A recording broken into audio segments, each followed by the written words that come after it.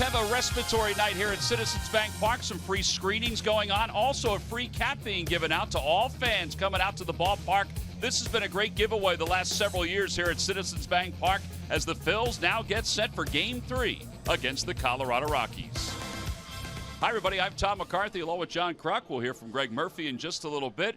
All right, so the Phillies this year have been very successful in Jeremy Hellickson's starts. They're 8-1 in the games that he has pitched. Well, he's out there tonight, and they need a victory. Yeah, and this is a hot-hitting team that he's going to face in the Colorado Rockies. But Jeremy Hellickson, his last start against the Pittsburgh Pirates was vintage Jeremy Hellickson. He's not going to strike out a bunch of guys. He's not going to overpower guys, but he's going to throw strikes. He's going to change speeds. He's going to hit his spots, and the defense plays well behind him because of the fact that he doesn't put guys on base by walking them.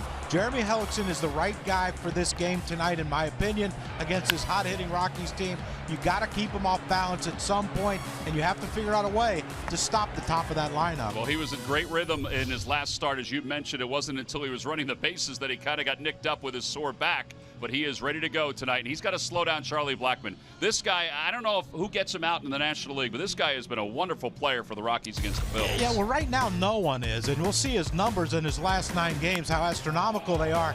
And last night, you know, the hanging breaking ball, he goes out and gets it, hits it off the AT&T sign, then a two-seamer running out over the center of the plate, and he gets a hold of that one. The night before against Jared Eichhoff, he had a jam shot blooper double for 2 RBIs. He's driven in 6 runs so far in this series. And there's what you see what he's done his last 9 games versus the Phillies. .450 average, 7 homers, 12 RBIs.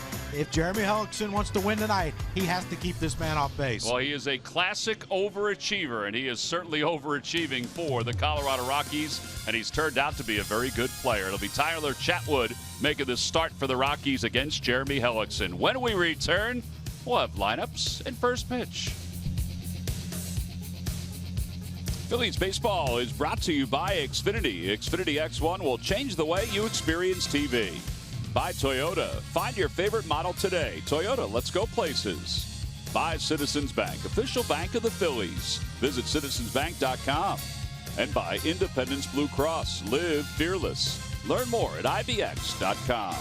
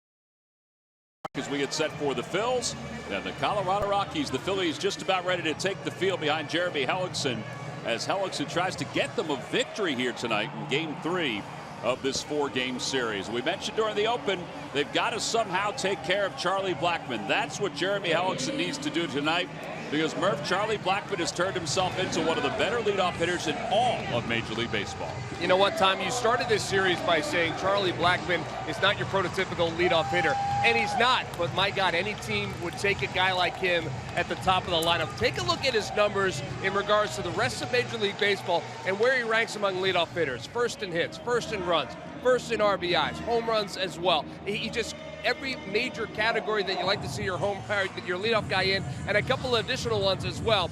And get this, for as long as they've been keeping the stat of RBIs, we are through 47 games. The Colorado Rockies have played 47 games. He has 40 RBIs out of the leadoff spot. That is the quickest that any leadoff hitter in the history of baseball has ever gotten to 40 RBIs. And the manager, Bud Black, was asked about that. He said, look, Charlie Blackmon is doing his job. He's getting on base when we need him to get on base, and he's driving in runs. But give some credit to the bottom of our order as well, because those guys are getting on base in front of him, allowing Blackmon to drive in some runs. So 40 RBIs through 47 games. He has been as productive of a leadoff hitter as you could possibly imagine, really, in baseball history, and that's saying something. Well, and do you think about it, because the greatest leadoff hitter in baseball history, Rickey Henderson, was a guy that could drive in runs, not only with the long ball, but with extra base hits. So that is saying an awful lot. And there's a lot of backstory about Charlie Blackmon, which we'll get into as the game moves on. There's Jeremy Hellickson, 5-1 with an ERA of 3.44, 49 2/3, only 20 strikeouts. But as John said during the open, he's going to pitch to contact, and they probably need him to pitch to contact tonight. Yeah, they really do. You just can't get free passes to this team. They have power throughout their lineup. Yeah, and tonight, they take Amaris out of the lineup, who's hitting 370 or whatever. But Trevor Story's in the middle of that lineup, and you know what he did last year for this team. He's off to a slow start, but another power bat added to that lineup against Hellickson. They're hitting just $180, but 6 home runs. Let's take a look at that lineup. It's brought to you by Xfinity. Xfinity X1 will change the way you experience TV. So, as John mentioned, really the only change is that Story is batting 7th and playing shortstop. Other than that, it's the same lineup as last night. A victory for the Rockies. So here we go. Here is Blackmon hitting .325 with 11 home runs and 40 runs batted in. First pitch of the day is down low, so we're underway. Blackmon is 4 for 9 in this series with 6 RBIs. First in the league in hits, first in RBIs. Murph went through all the numbers. It's a dramatic start to the season. And if you ask Charlie Blackmon about why he's become as good a player as he is, he basically has said that he looks forward to something on the ball field every single day he wakes up. As soon as he opens his eyes, he's looking forward to something on the ball field. He's put on 25 pounds since he became an everyday player in 2014. And it was back then on opening day in Colorado when he was 6 for 6 that he has not looked back as the everyday center fielder. Pulls that one to first, off the glove of Tommy Joseph, and Blackmon will be safe at first. So that's Tommy Joseph's 3rd error of the year. This is not the way you want to start. Charlie Blackmon, we talked about the power of the RBIs, but this is not a bad hop to Tommy Joseph. It just hits him in the heel of his glove and bounces away. I mean, you see how his glove is flat on the ground. Look how it's flat on the ground. Where else is the ball going to hit? You need to have the fingers of the glove down on the ground. So if the ball hit, it's going to hit in the center of the glove and then the webbing of the glove. But we talk about Blackmon's power, but he can also steal bases, and this is not what you needed to start this game. Well, that's 10 errors in the last 11 games for the Phils as LeMahieu takes low. 1 ball, no strikes. LeMahieu is 1 for 8 so far in this series, hitting .291.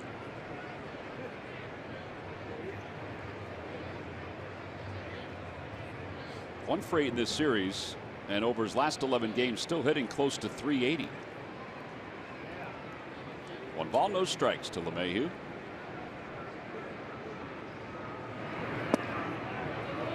Two balls and no strikes.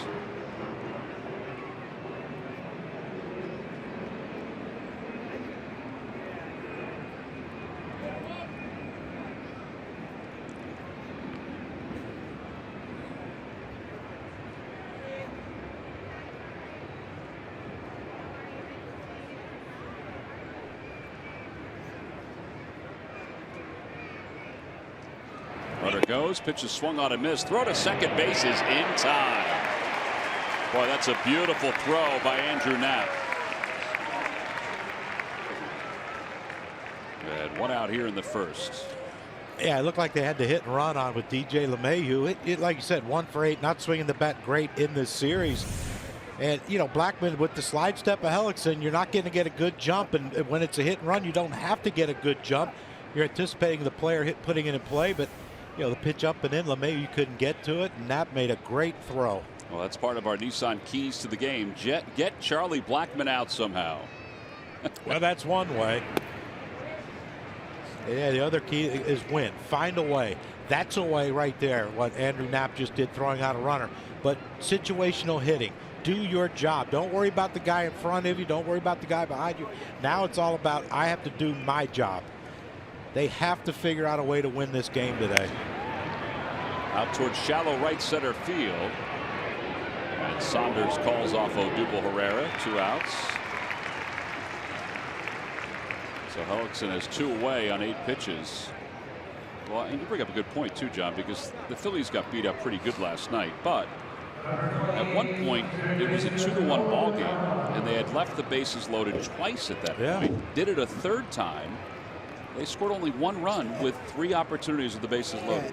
Yeah, you know, grand slams are great, but a double in the gap is just as good. It's sometimes when it's not a pitch you can hit a home run on. But we chased a lot of pitches yesterday with the bases loaded. You know, because they're pressing. They're trying to, you know, I want to be the guy that ends this, you know, the bad play we've had recently. 1 ball, no strikes to Arenado. Hitting .291 with 12 homers, 32 runs batted in. At the knees, 1-1.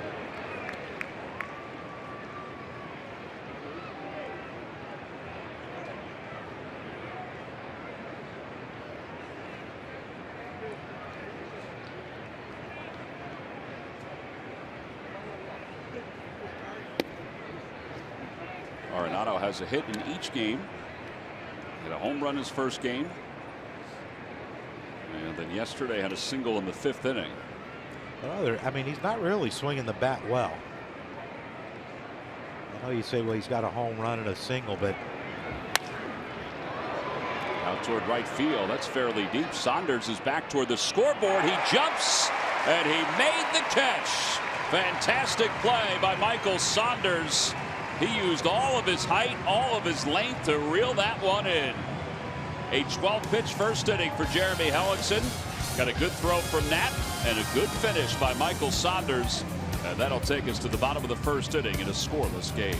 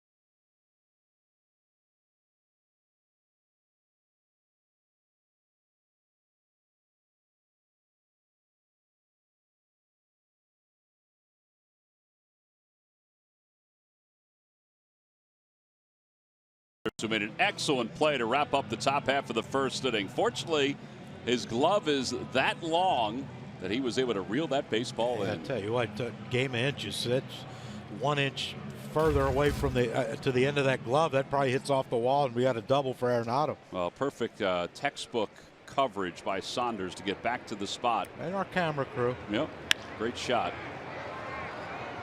Cesar Hernandez fouls the first pitch from Tyler Chapman away, or Chatwood away, excuse me. And it's no balls and 1 strike. Cesar 1 for 9 in the series with a run scored. His average has dipped a little bit, and he loops that one back a third, foul. 0-2.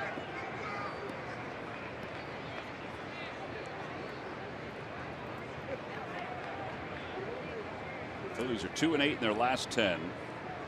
They're 4-16 here in the month of May.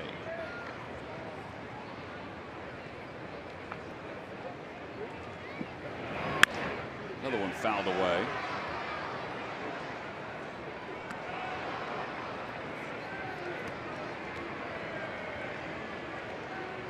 Overall, the Phils are 15-28. They're now in the basement in the National League East. 11.5 games back, a half game behind the 4th place Marlins. And it's 1 ball and 2 strikes. Michael Franco getting another evening off to sit and watch. He's available to pinch hit just as he was last night. But Pete is just trying to light a fire, not only in the guys that are in the lineup now, but maybe even Michael Franco. There's a liner right at Story, who was positioned that way. Yeah, there's one out. Well, the rest of the lineup for the Phils brought to you by Xfinity. Xfinity X1 will change the way you experience TV. It does include Andres Blanco playing third base again, batting 5th, and Andrew Knapp catching and batting 7th. Last night, Knapp with a walk and a home run against the Rockies. There's Chatwood. Phillies have faced him a handful of times. Overall 3-6 this year with an ERA of 5.09. He's not a big fella, listed at 6 foot and 185 pounds. There you see the scouting report on Tyler Chatwood. Above average fastball, almost 94, 95 miles an hour. Change curve slider, 2-2, 4.15. The number that jumped out of me when looking at his numbers: in 53 innings pitched, 27 walks. He will walk you. So far, he's thrown strikes to our guys. He has.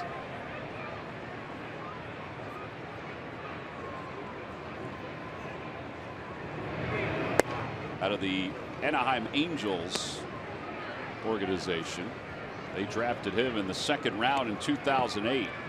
The LA Angels in Anaheim. But Black in his first year as the skipper of the Rockies. And now it's 3-1. The Lucky McDonald's Phillies home run jackpot contestant is Alan LaRoche of Bethlehem. Phillies hit a home run in today's ball game. Alan will win $100. Now at McDonald's, an ice cold delicious soft drink is only $1. I'm loving it. And a walk for Galvis. Yeah, that's what surprised me a little bit about Cesar's at bat. You know, he swung first pitch, second pitch. You got to understand that he has a chance to walk you. You want to make him throw strikes. And he has struggled on the road this year. Last year he was 8-1 with a 1.69 ERA on the road. Finished with 12 wins overall as Altera is bent back. But this year 2-2 with an ERA over 4 on the road. A little different story.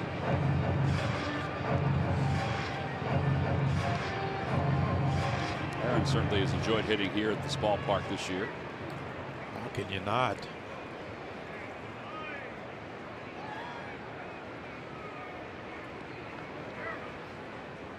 Galvis inches off first, and at the knees, 1-1. You're just watching 2 pitches from the stretch from Chatwood.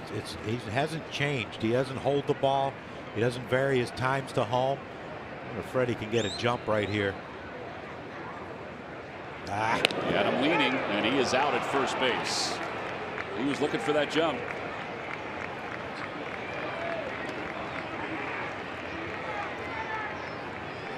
Pete McKinnon's not hopping up to take a look at that, so it must be pretty clear to Mickey Morandini and Freddie Galvis that he was indeed out. Yeah, I got that stutter step, and Chatwood kind of held that a little earlier, and yeah, that's not even, we don't need to look at that. Take another peek at it. Yeah, it's, I don't know if Freddie didn't think he tagged him, but pretty conclusive. Pass Juan Samuel in the third base coaching area. 2 balls, 2 strikes to Altair. It's 14 pitches now. Freddie saw most of them. Cesar fouled off a handful.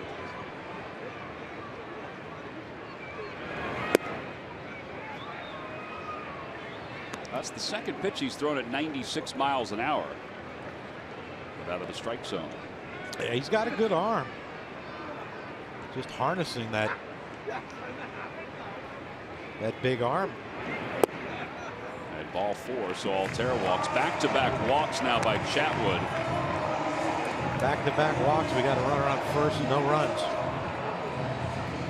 Phillies have 33 first-inning runs this year, which is tied for 4th in Major League Baseball, 4th highest. But Chatwood has only allowed 1 run in the first inning of games this year.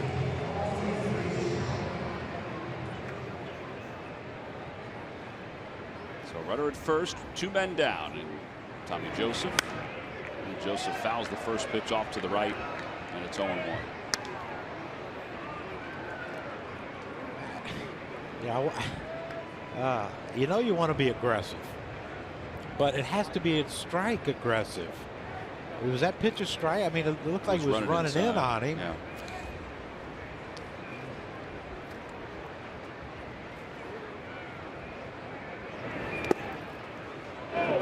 Walters makes a nice play,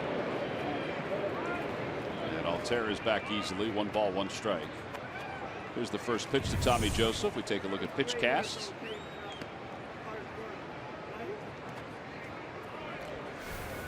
But is that the pitch you want to hit first pitch of the at bat? Something running up and in. Even if it does catch a part of the plate, it's not a good pitch to hit.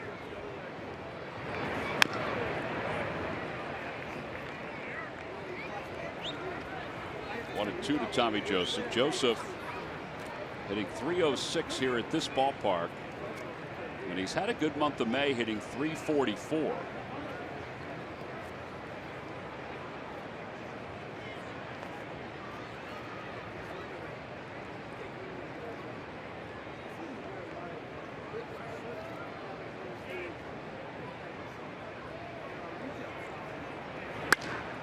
Sharply to short, but right at Story. And the inning is over. The Phils get a couple base runners on 2 walks. They leave 1. We'll leave for the second here in South Philadelphia.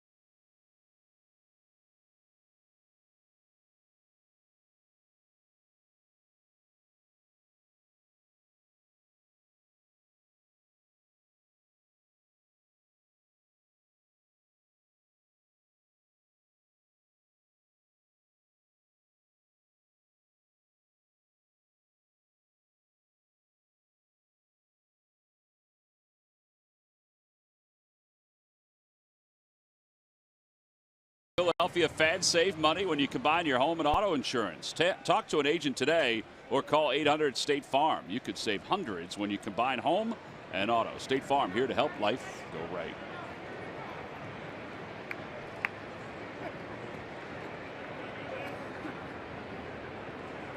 Here's Carlos Gonzalez, 5 for 9 in the series. That one's out towards center field. So make it 6 for 10. He came into the series hitting .220, and with that base hit, he's going to pop his average up over .240.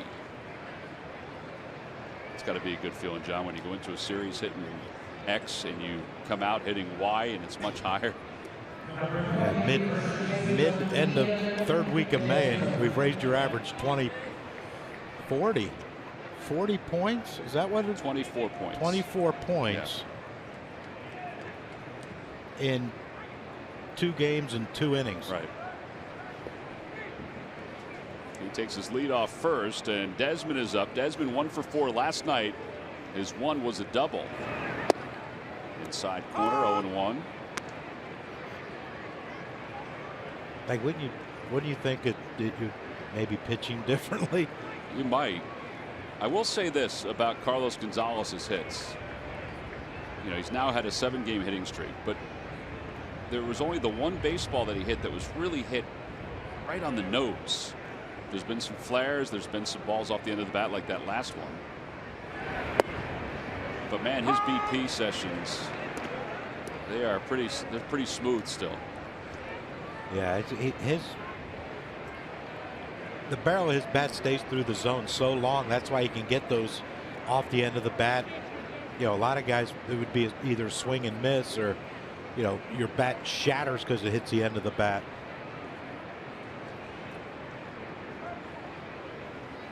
Back toward the box, flag down by Hellickson. He'll throw to second for 1, over to first, not in time.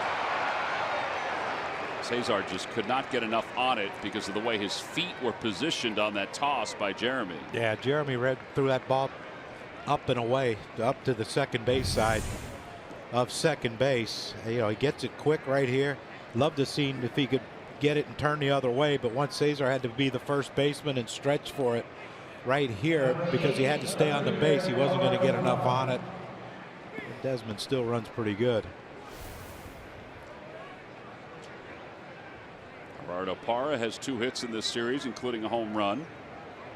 Both of his hits came yesterday. He had 2 hits, 2 RBIs, 2 runs scored. Yeah, the victory for the Rockies.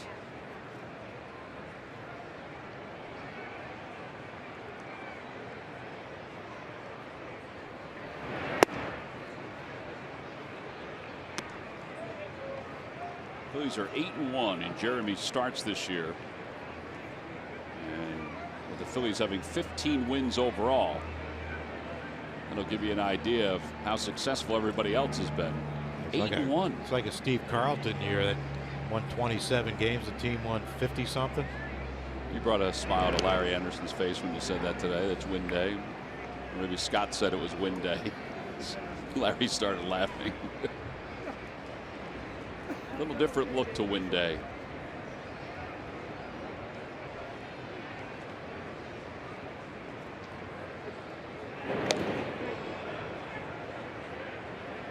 Tonight's ball game is also available in Spanish. Just use the SAP button on your menu, or change the language through the menu on your cable box. 1 ball, no strikes to Parra.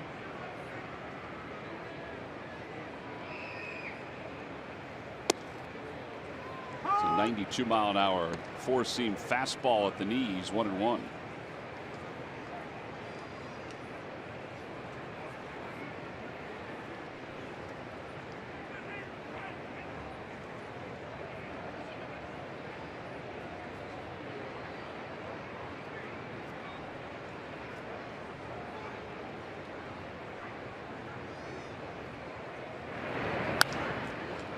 Ball, 2 strikes to Parra. Got a 1-2 changeup down and away and get that little roll over to Cesar, turn it 2. I'll take it. Trevor Story waits on deck.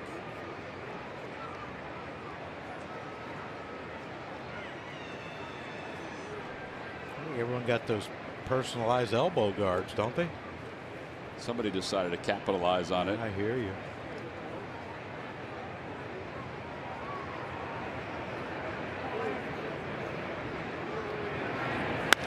Well, there you go to second base. Nice play by Hernandez. The throw to first in time. Well, that wasn't necessarily a rollover. It was a rocket. And Cesar was able to pick it on the backhand and turn the 4-6-3 double play. That'll take us to the bottom of the second inning here at Citizens Bank Park in a scoreless game.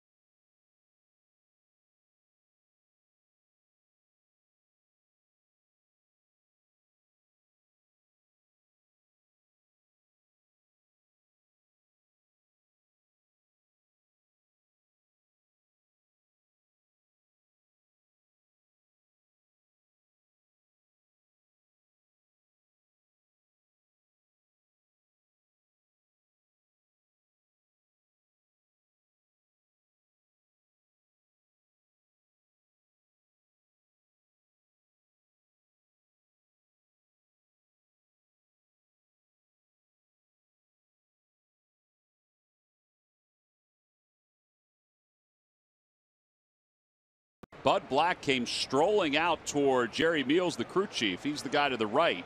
Ron Culpo's to the left. And he decided he wanted to review this play at second base to see whether Freddie Galvis was still on the bag when he caught the ball.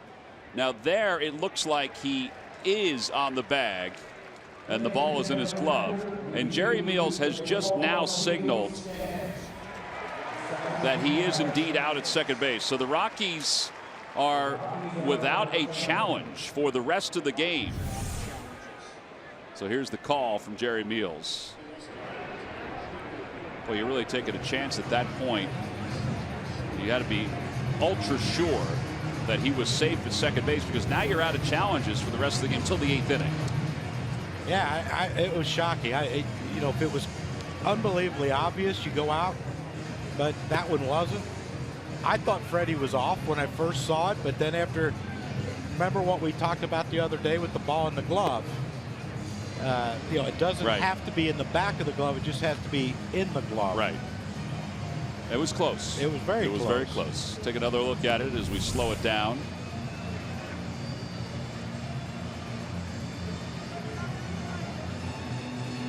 Yeah, so it's in the grasp there. I think, anyway, if we understand the rule, right there, and the foot's still in the bag. All right, so. Hey, we'll take it. Yep. So Chatwood's is now warming up. Well, each and every year, the Phillies have put together a great program called the Fans Feeding Families Program. This year, the spokesperson, once again, is Mickey Morandini. There's Tom Burgoyne, the best friend of the Philly Fanatic, helping. Kathy Killian is there. Chrissy Long is there as well. All of it helps to benefit Philabundance here in Philadelphia. And Citizens Bank, which is the primary sponsor for the Fans Feeding Family program, has donated $40,000 right off the bat to Philabundance. It's going to provide 80,000 meals. And the Phillies, throughout the course of the year, will hold different programs to help implement more toward the Philabundance program. You can go to philabundance.org or go to phillies.com to find out more about the Fans Feeding Families program. You can take part in the Fans Feeding Families Day, which is Wednesday, June 14th, when the Phillies take on the Red Sox. That's a night game. You get a special Fans Feeding Families theme night ticket at phillies.com/feedingfamilies. And for each ticket sold, $8 will be donated to Philabundance, putting 16 meals on the table for those in need. And there's so much more that the Phillies have done with Citizens Bank, with the Fans Feeding Families program. It began with Roy and Brandy Halliday some years ago and went to Ryan Sandberg as the spokesperson. Now Mickey Morandini is the spokesperson, and it really is a great program and a great piece of community service that the Phillies and Citizens Bank Park are part of. And correct me if I'm wrong, but it goes to the citizens of Philadelphia. Correct. That's what's the beauty of it. It stays local. 80,000 meals throughout the Delaware Valley. No balls and 2 strikes to Blanco. It's taken down low, 1-2.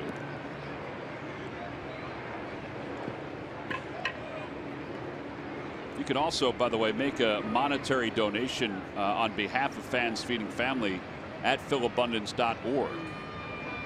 And the Phillies will have a day where you can donate food, non-perishable food, here at the ballpark in September, which we'll keep reminding you of. 2 balls, 2 strikes to Blanco.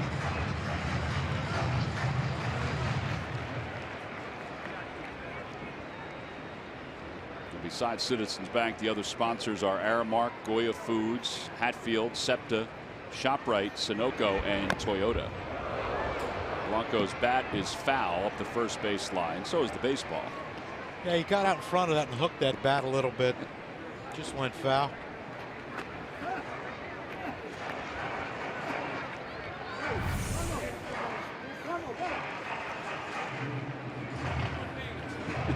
Was out in front of that. I mean, they say throw your top hand at the ball, and he threw it. Look at that. Just the knob was fair. Barrel was foul. I guess we'll call that fair now.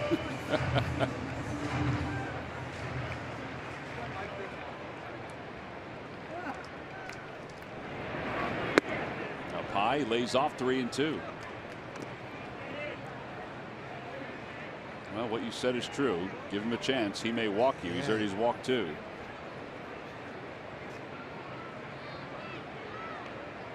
Odubel waits on deck. And Blanco strikes out. 1 away here in the second. MLB.TV Premium is back and better than ever. Watch every out-of-market regular season game live on over 400 supported devices. Plus, get a free subscription to @Bat Premium, the #1 app for live baseball. Blackout and other restrictions apply. Visit MLB.TV for details. He's a happy fella.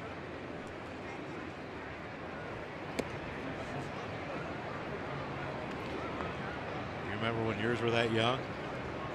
Just looking at a picture today of my oldest that young. Thinking I carried that. Can't carry it anymore.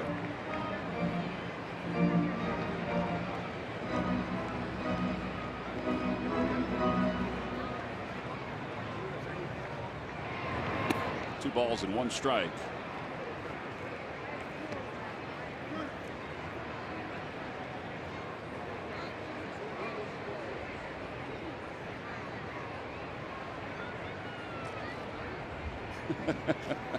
They're all over today, aren't they? Yes, they are. Well, it's not a school night for them yet. No.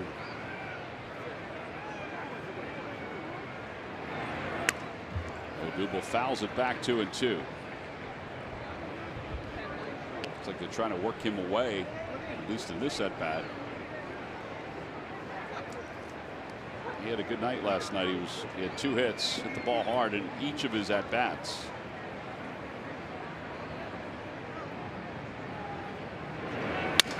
Broke his bat this time.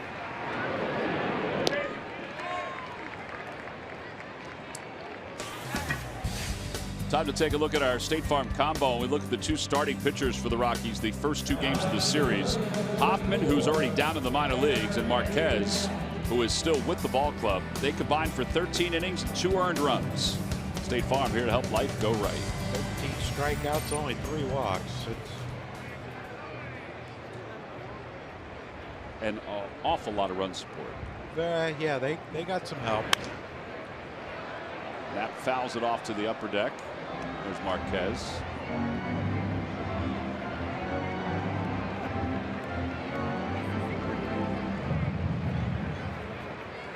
show you Hoffman, but we'd have to go to Albuquerque. Fine place. Ball carries. It really does.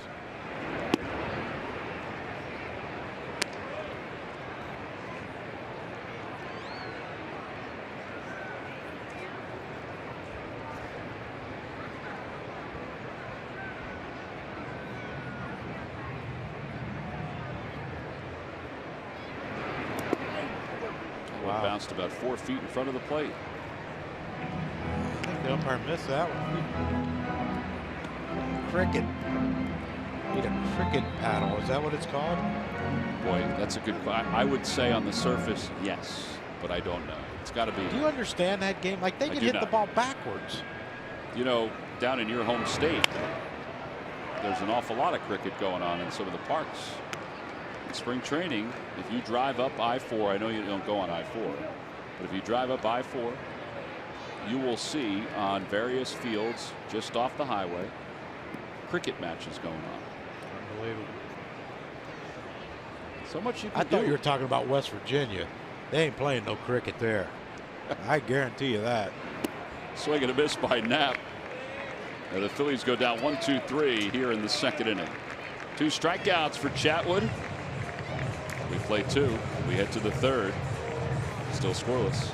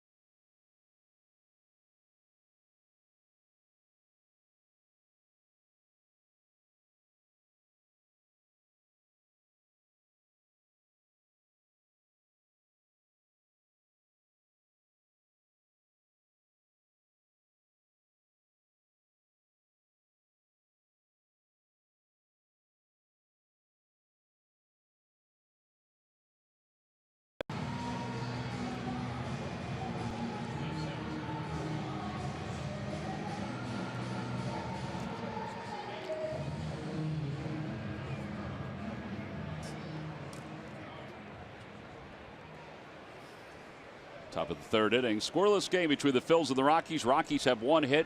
Phillies have not picked up a hit yet, but they've had a couple base runners. And here's Trevor Story. Came off the disabled list yesterday after a shoulder strain. Takes a breaking ball and it's 0-1. His year last year was out of nowhere phenomenal for the Rockies. You know, Got up to that unbelievable start. Incredible. Historic. 27 home runs overall.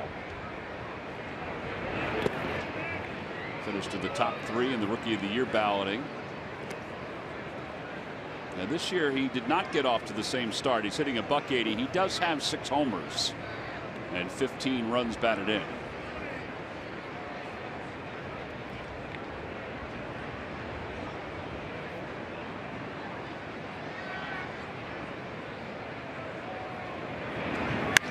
And a liner to left field.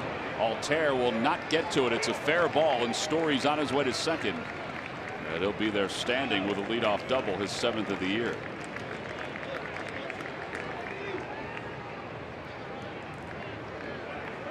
Yeah, welcome back. Welcome back is right.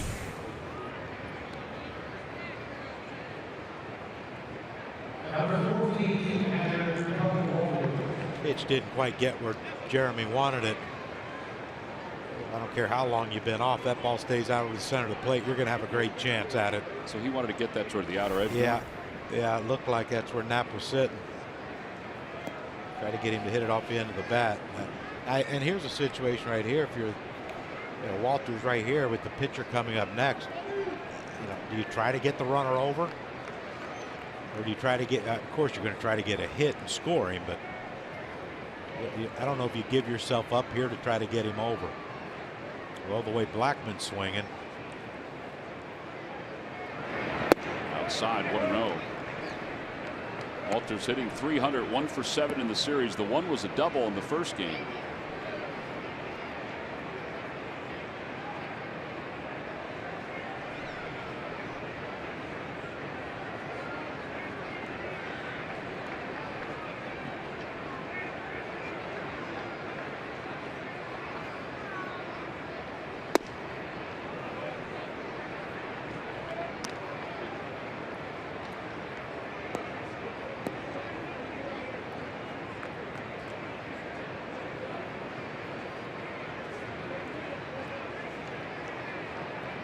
First couple of games, the Phillies pitchers held the Rockies scoreless the first 2 innings. It was the third that they got on the board first. And they're threatening here. Yeah, I mean, you look at Blackman, why he has all these RBI. I mean, your 8th hitter's hitting .300. Trevor Story's hitting 7th. He's not a, 160 hitter. He's mid 2s, high 2s.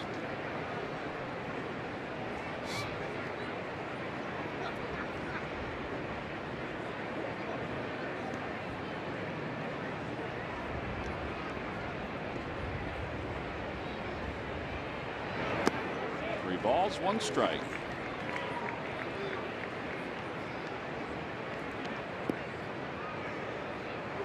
Now he should get a good pitch here to hit. Can't walk him. Can't let Chatwood just lay down a bunt and not make it 2nd and 3rd. You walk Blackman if that happens. These are all things that Pete McCannon's going through right now.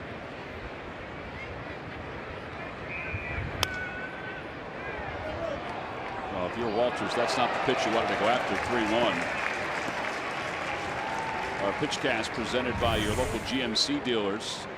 Everything is down and away, including that last pitch. Yeah, that's a good pitch though by Hellickson.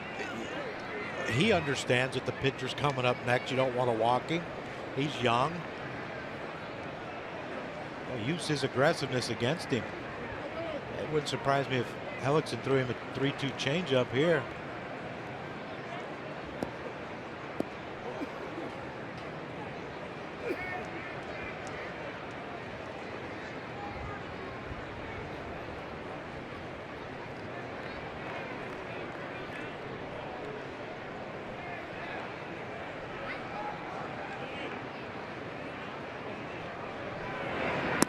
Inside, ball 4. And now you do give Chatwood that opportunity to try to sacrifice the runners up.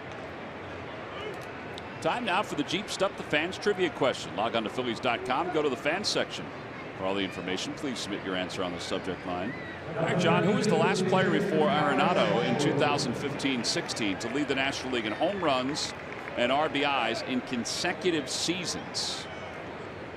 The last player before Nolan to lead the National League in home runs and RBIs in consecutive seasons. The answer will be revealed in just a little bit. No clue. I'm actually surprised that it was this long ago. It was in the 80s. Huh. Then I might know. Now you remember yesterday's bunt play when Blanco came in, fielded it, and tagged out Marquez, the 5 unassisted, but now with the runner 1st and 2nd, he can't charge as hard because then you're opening up 3rd base for Trevor Story to steal. So he has to stay back, read the bunt, and see where it goes before he can commit. By the way, you said last night, we both said we had never seen that before. It was back in 2015, the last time it happened in baseball. Pete said that they were talking in the dugout. They said the same thing, that they had never seen a 5 unassisted play like that. See? You're not alone. Great minds. kind of worried about Pete now if we're having the same thoughts. That's a good point. Have that discussion with him here tomorrow. But Tommy has to come. I mean, Tommy has to come hard on this. He's not going to swing. Tommy has to just go right now. Go. Ball's butted right in front of the plate. Picked up by Knapp. They throw out Chatwood. Now the sacrifice is successful. That is the 4th sacrifice bunt for Chatwood. Yeah. 3rd inning, what do you do? It's a great bunt though by Chatwood. It hits in that. You see the different colors of the dirt. It's a little softer out in front of home. He deadened that ball there and had no chance to get the runner at 3rd. But you know, what do you do? 3rd inning. Struggling to score runs. LeMahieu's struggling in the on-deck circle. And Arenado is not the typical Nolan Arenado that we've seen over the years, the way he's swinging right now. Well, Pete is going to pitch to Blackman. This might be trusting a veteran pitcher to, you know, see if Blackman will get himself out.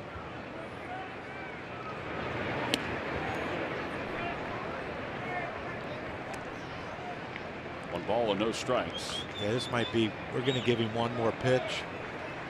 Maybe throw him a changeup away or something, and give him one more pitch. And if it's a ball, then you might see the 4 come up.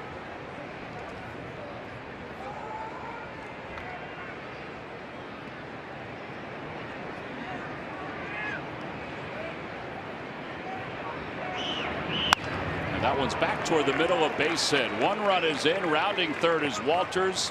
He's going to score, and the Rockies take a 2-0 lead. And again, the 3rd inning has turned out to be the kickstart for the Rockies for a 3rd consecutive night. It's 8 RBIs now in 3 games for Blackman, who just cushions his league-leading RBI total. Yeah, and it was a good pitch by Hellickson. It was a changeup. It just stayed over the center of the plate. If it's a little more away, yeah, it could be a bouncer back to Hellickson. But instead, it's, you know, a hot hitter. Didn't hit it hard, but, you know, stayed up the middle with it. And now, yeah, we're fighting from behind again. Well, DJ LeMahieu flying out to right field his first time up.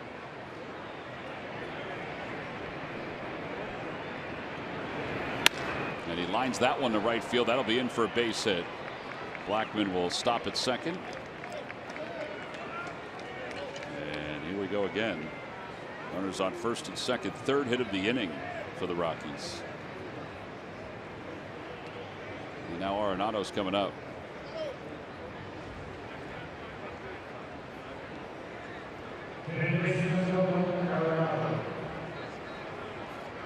Arenado hit one to the wall in right field that Saunders tracked down.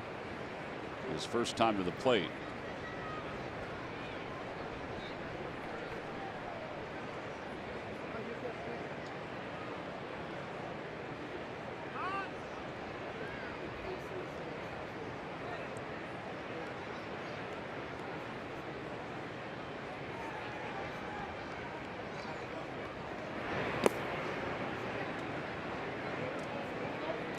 You can't let it get away. You got 1 out, 1st and 2nd. You got the middle of their order up. Arenado 2 hits in this series so far, and Carlos Gonzalez has 15, I think. You know, it's right now. If you get out of this inning with only giving up 2, you got to walk off and say, okay, I've limited the damage that they could have done this inning with these 2 gentlemen coming up next, unless he can get a double play off the bat of Arenado.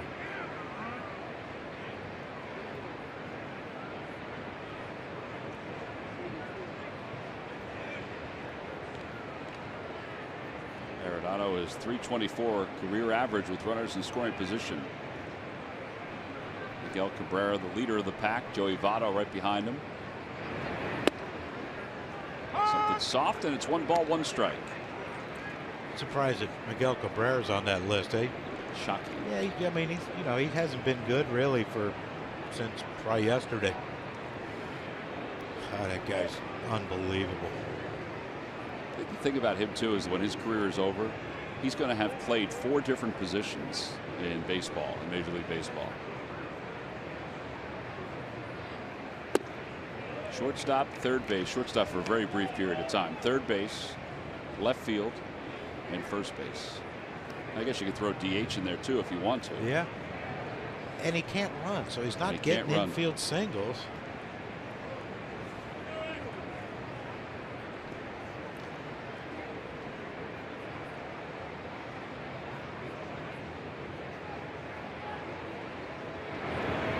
Three balls and one strike.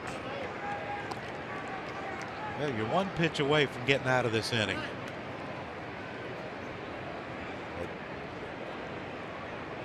That one pitch is to one of the best hitters in the game of baseball. And he's ahead in the count 3-1.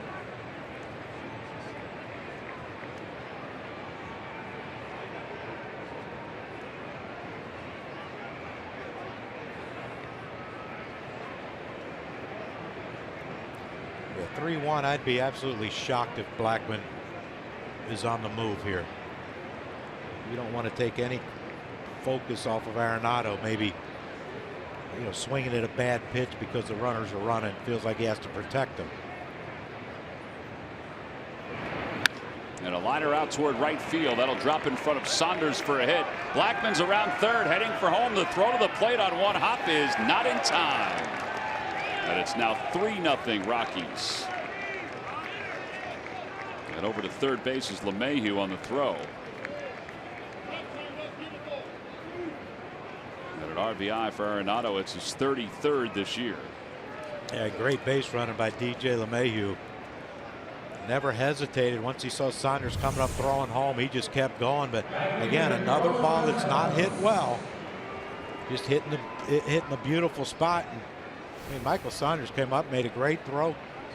Cutoff man, and didn't airmail the cutoff man, but Blackmon read it great off the bat. So did LeMahieu, and now that real big inning has come into play. Yeah, it was great acceleration by Blackmon around third. Well, now Gonzalez, who singled his first time up. An RBI situation, and he gets aggressive and fouls the first pitch back. 0-1.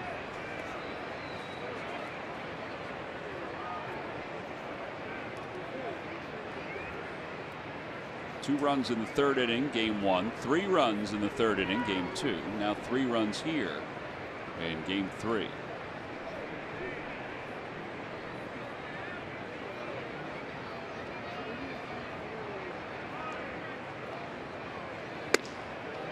I wonder if we can skip the third inning tomorrow.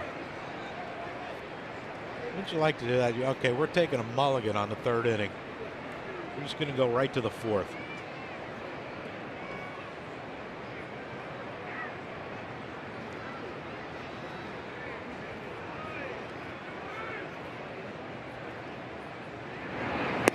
The other part of it too is that it's not like it's the second time through. For the most part, it's beginning with the number 7 hitter in game 1, the number 8 hitter in game 2, and the number 7 hitter tonight here in game 3.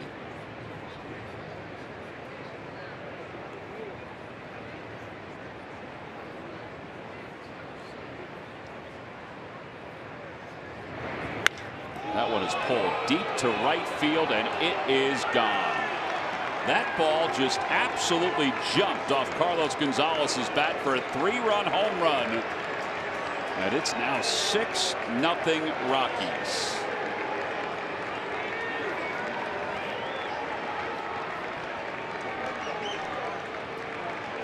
Well, I guess you could say they're hitting a hot team, but they are. Phillies are in a spot right now that they haven't been in since the 2000 season as far as this run goes. Change up by Hellickson. It just stayed up. Talked about how long Carlos Gonzalez keeps his bat through the zone. It didn't take long to get out of here, did it? It did not. It's a brave man that jumped in front of that with no glove. Home run number 4, 17 RBIs for Gonzalez. And that's a fair ball for Desmond down the right field line. And that's on its way to the corner, and Desmond can run. He's around second, heading to third. The throw by Hernandez, not in time. Boy, the Rockies are just piling on right now. First triple of the year for Desmond. Yeah, they hit for the cycle this inning. Yes, they did. Wow. Bob McClure out to the mound.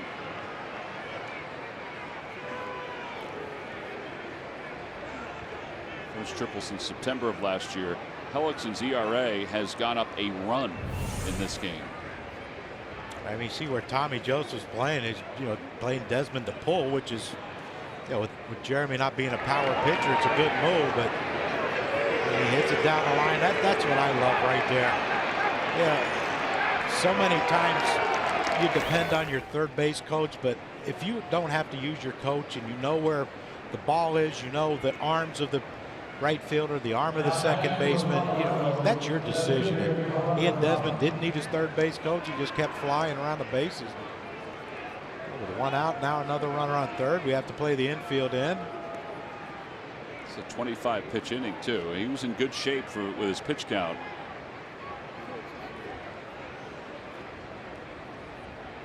So Parra is up, the 9th man to bat in this inning. Out to left field. Altair ventures back. Desmond tags from third. Altair makes the catch. Desmond's going to score. 7 runs have scored here in the inning for the Rockies. And a sac fly for Parra. Well, it's A and B baseball. Chatwood gets the bunt down. They're getting bunts down. They're moving runners. Their situational hitting's been unbelievable with runners in scoring position, and you wonder why they've won the first 2 games, and now you understand why they're up 7-0 in this one.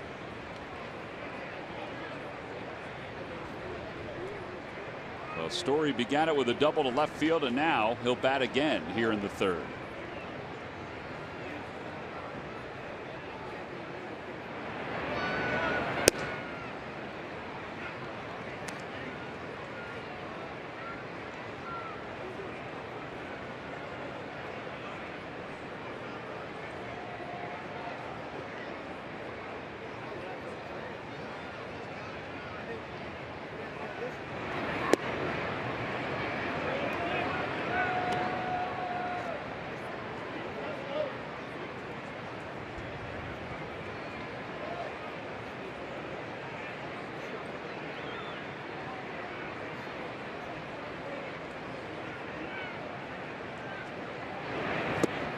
Change up 2-1.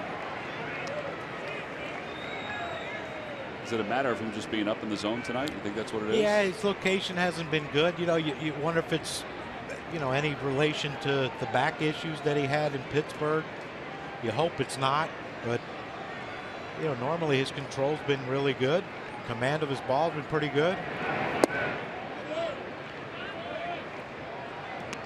But, this is a different offensive team than the Pittsburgh Pirates are. That's right.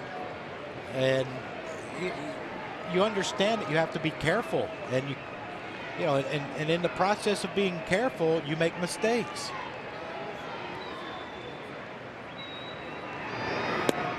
And Story walks, so he's aboard for the 2nd time in this inning. I think we're running into the same kind of story as last night with Zach Eflin. If you're looking out to the bullpen and wondering if anybody's going to get up, it would be Adam Morgan, I would think, tonight. But it's kind of like last night with Eflin. It's 7-0. So get the last out and see if you can get a few more innings in so you're not burning everything for the next few days. I'm not saying this game is over with by any stretch, because the Phillies have only batted twice so far, but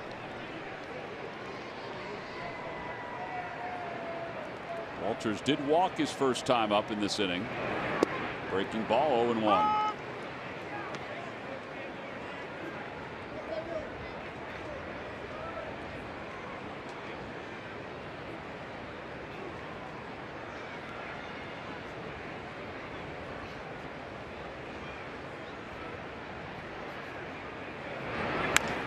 To the right side, and Tommy Joseph will get to it, and the inning is over. 7 runs on 6 hits, 1 man left. Gonzalez's 3-run home run was essentially the capper.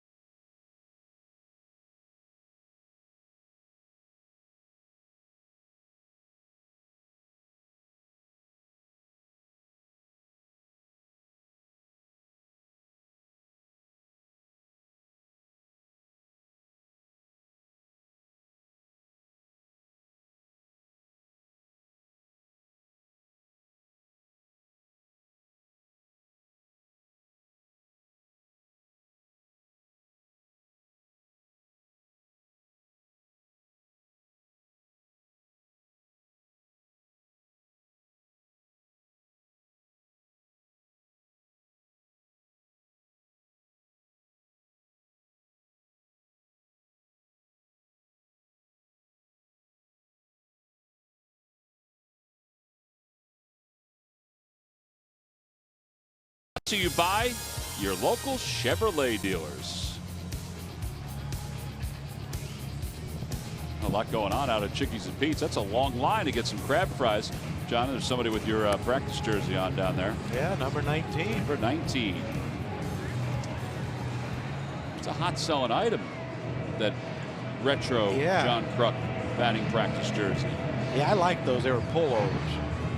I wasn't a big fan of the buttons. Too many things can happen. As we saw last week on that play where you dove and it popped open. All right, well, here we go. Down 7-0. Phillies are still in search of their first hit. Getting any comments on the coral shirts? Everybody said they appreciate us welcoming them to Florida. They're kind of beachy, aren't they? Folks asked if we purchased it down in Clearwater, the Diamond Outfitters store. We haven't figured out exactly what color it is. We've labeled it coral. Yeah. Someone compared me to a cantaloupe. Frankie, 2 scoops. Out of play. All right, so what do you think? Is it coral? Salmon? I think it was supposed to be red. It's not red. They missed the boat if it's red. But I have to say, very comfortable shirts. Yeah. Part of the Nike golf selection. They're still going to make golf clothes, right? They're just. Yeah, they're going to make clothes. They're going to. We're going to wear it. They're going to negate the clubs and the golf balls and That's everything. right. They're putting all their money into the clothing, among other things. Those Jordan shoes might pick up. Sales of those might. I don't know. Been scuffling lately, We're but just scratching the surface on that. Yeah. So coral. Is what we're going with. Coral. I didn't realize. I thought these were solid. I got get a little stripe to them. Yeah, I got to look around more.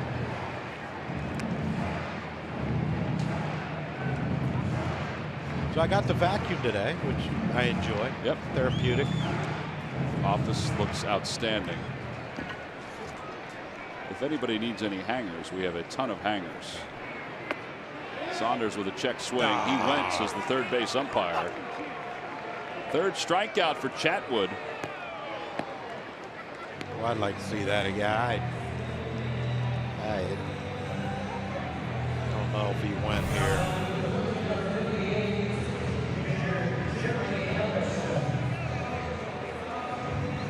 I don't think you could say he went. I don't think. No, that's bad. That ain't good. Alex, to take strike one, it's 0-1.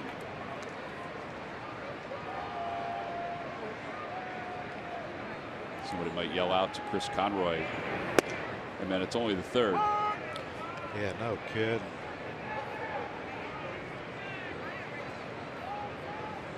Alex at 2 for 16 so far in the year. And he is down on strikes. 3 pitches. 3 straight strikeouts for Chatwood.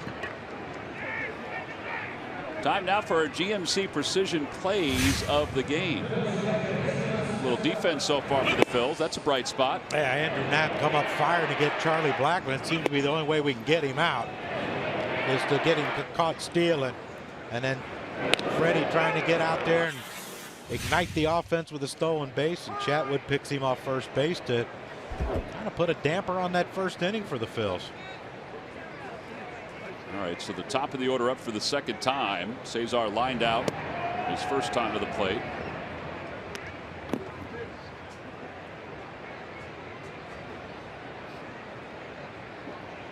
Clear night, though. It cooled off a little bit, but yep, sun popped out midday.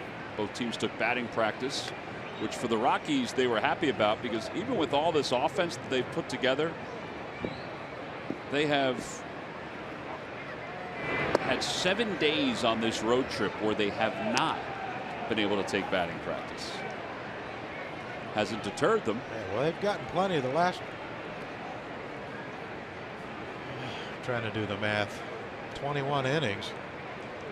9, 18, and 3. Yep. Outside and high, 3-2. Now you understand why they don't let me keep score when we play golf. Math gets tricky on me.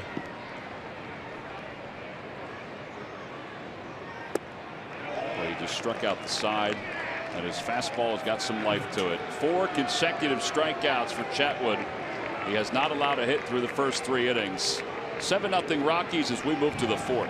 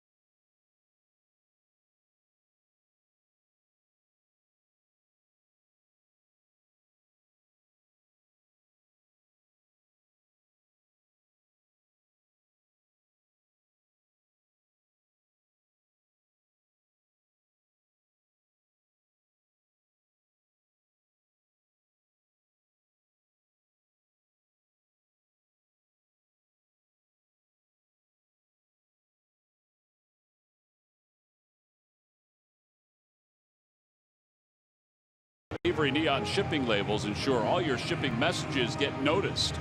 Perfect for any priority message. And WB Mason delivers the same day when you order by 11:30. Local service, personalized. Who but WB Mason? We move to the top of the 4th inning. Jeremy Hellickson trails at 7-0. And he will face Tyler Chatwood. And then the top of the order.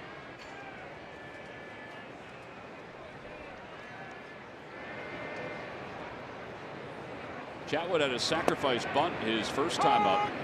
It was the 16th by the Rockies pitchers this year, and that leads the National League.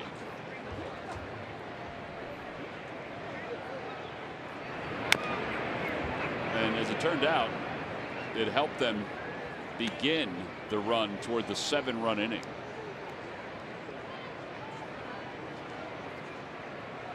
They are a better team this year. I mean, it's noticeable in their execution. They're a year older in a lot of spots. That one's out toward left field, and that's a base hit. It's the second hit, only the second hit of the year for Chatwood. A leadoff single here in the 4th. Earlier today, Kristen Chenoweth sang the national anthem here at Citizens Bank Park. Did a fantastic job, as she has done before. And Greg Murphy is standing by with Kristen. Well, thank you very much, Tom. Yes, we welcome you back because you have been here before, and it's always great. First of all, whenever you sing here at the ballpark, it is just absolutely amazing.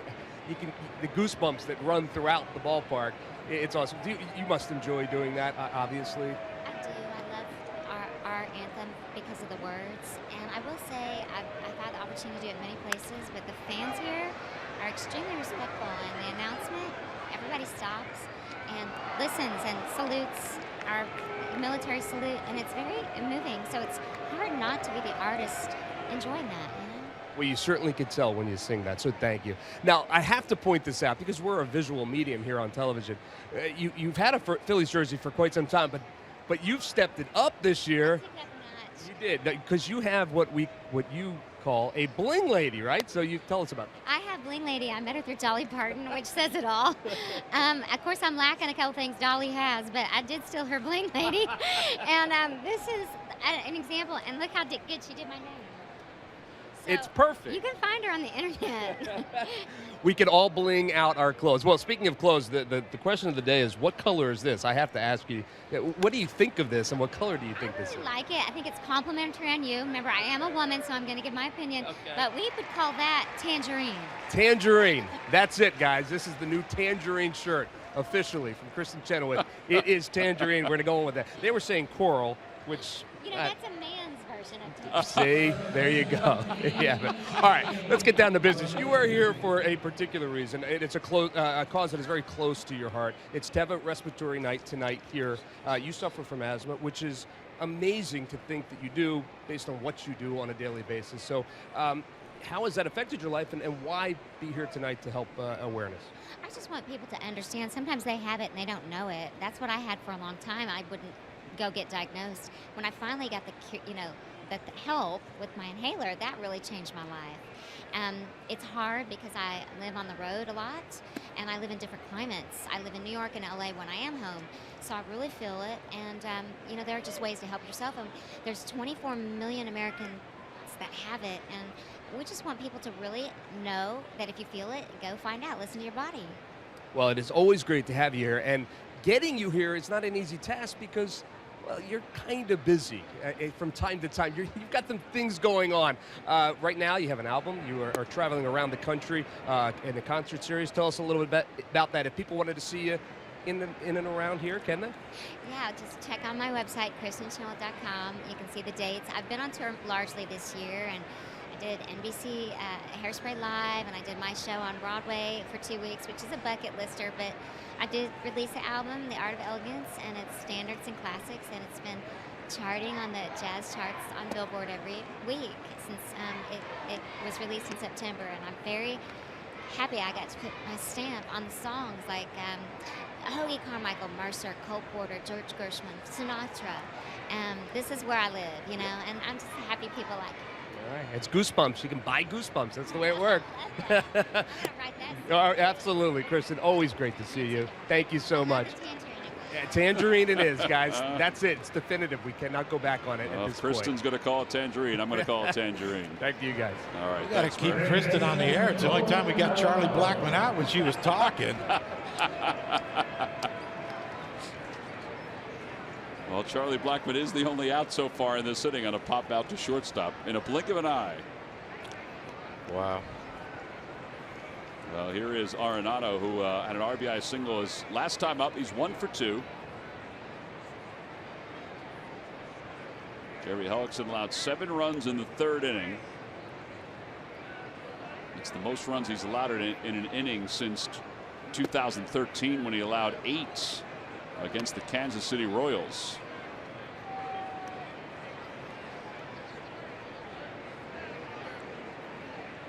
And Adam Morgan has now started to throw in the bullpen.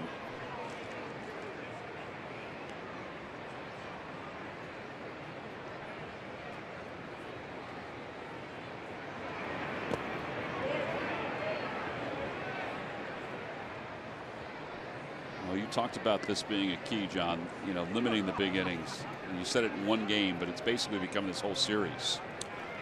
Yeah, it's not been executed too well by the Philly pitchers. He's staying out of these big innings. Monday, they gave up a 3 spot, 7 spot today. Yesterday was, what, 2 in the 3rd and 5 in the 4th? That's right. 2-1. There's Morgan. We look back to the first month of the season when the Phillies finished the month 11-12. They were 11-9 at one point, but 11-12 in that month. A lot of close losses. We talked about the Rockies being 9-0 in 1-run games. Phillies are 7-11 in 1-run games. But that storyline is starting to change a little bit. These losses have not all been close. They've been larger margins recently. I guess that's the concerning part. Yeah, that's. And again, when you're not a strong offensive team, look, can they come back? Absolutely, they can. But what's recent history tell you? They're probably not going to score 7 runs. It just, their offense just isn't isn't there yet. Outside, 3-2. Gonzalez on deck.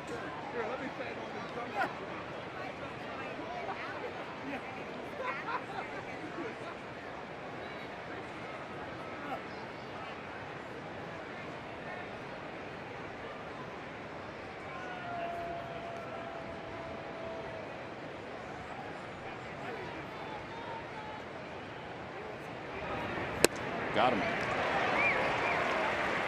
First strikeout of the night for Hellickson. And now with 2 outs, Gonzalez will be the batter.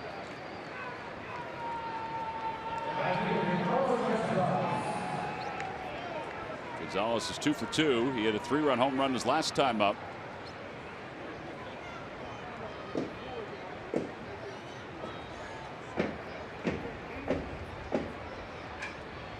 I believe Arenado is a little upset by that strikeout. There's some pounding going on down there, wasn't it? Yeah. Have to check the wood in that bat rack.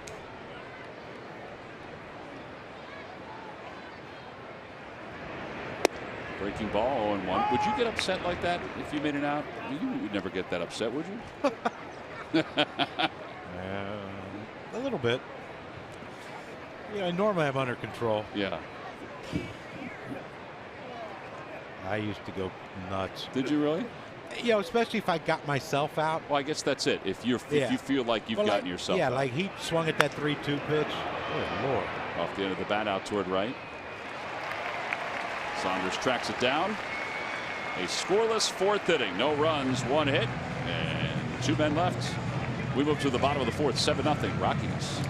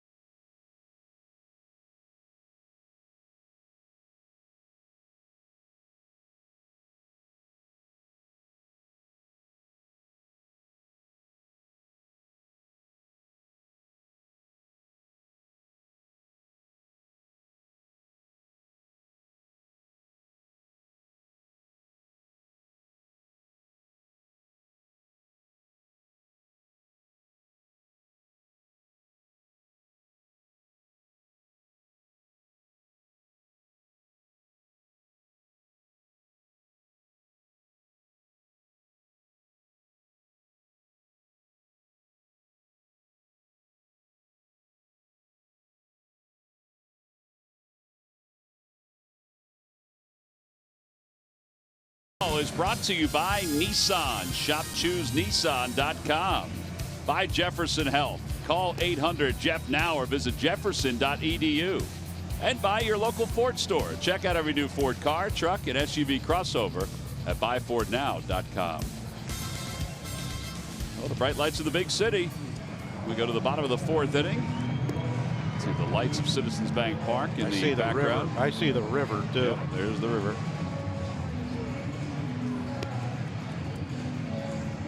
Chatwood is a little delayed to get himself warmed up again. So as we go to the bottom of the 4th, it'll be Freddie Galvis, Altair, and Tommy Joseph.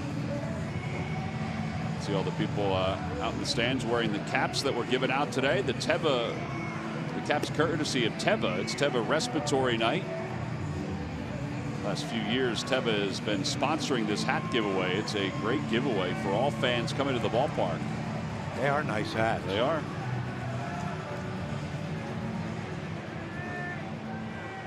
This Saturday, no giveaway, but a chance to run the bases here at Citizens Bank Park. If you're 14 and under, you're invited to do so. Sponsored by Nemours.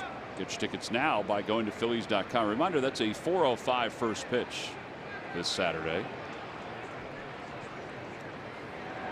Glad you told me that. People helping people, Johnny. That's what it's all about. Freddie Galvis leads it off and takes ball one. Galvis did walk his first time up. Tell you what, if Phillies don't win by Saturday, I might, instead of run the base, I might swim the river. A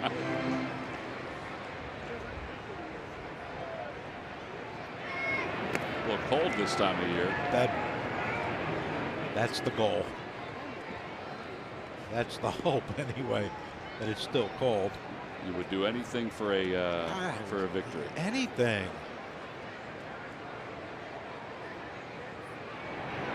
Outside 3-1.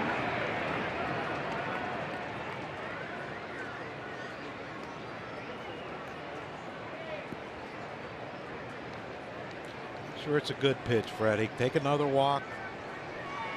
Guys on. Someone pop one and get back in this game. There's ball four. Galvis walks. Phillies still without a hit, but 3 walks now by Chatwood, and that brings Aaron Altair up.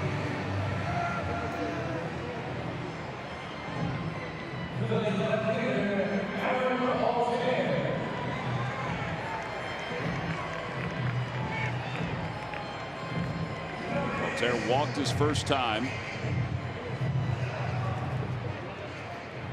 Talking to Matt yesterday just about some of the things he's been doing offensively. He said the one thing that stands out about Altair, because he was very happy that first game when he had the 2 doubles the opposite way. He said, you know, I gave him 2 pieces of advice, or 1 piece of advice right away before game 1. And he said, and he took the first pitch just to kind of get his timing down. He said what has really stood out to him is just how quickly he adapts to suggestions. You know, some guys take suggestions and it takes them a while to comprehend it, and some don't even implement them. But he said for him, he said he thought about it and then he immediately implemented it, and he can see it, the transformation already, even though it was a subtle thing. Grounded to third, Arenado to second for 1, over to first, not in time. So fielder's choice.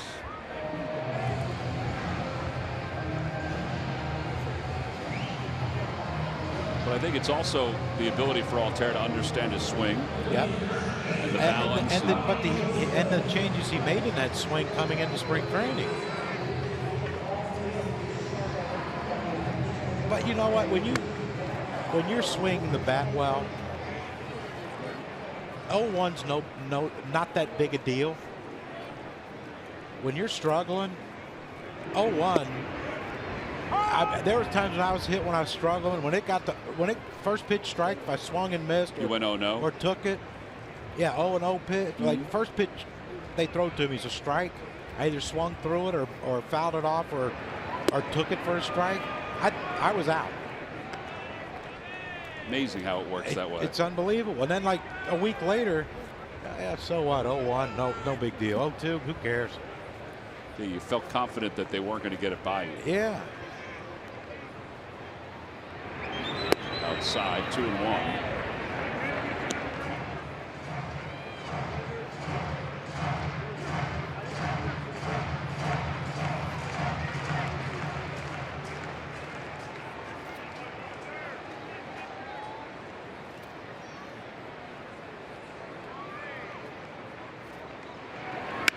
Off the hands. Chatwood's baseball is really moving tonight. He's able to get the double play there, a 5-4-3 double play. And still the Phillies are without a hit through the first 4 innings of this game. No runs, no hits, nobody left for the Phillies. We'll move to the 5th inning, 7-zip.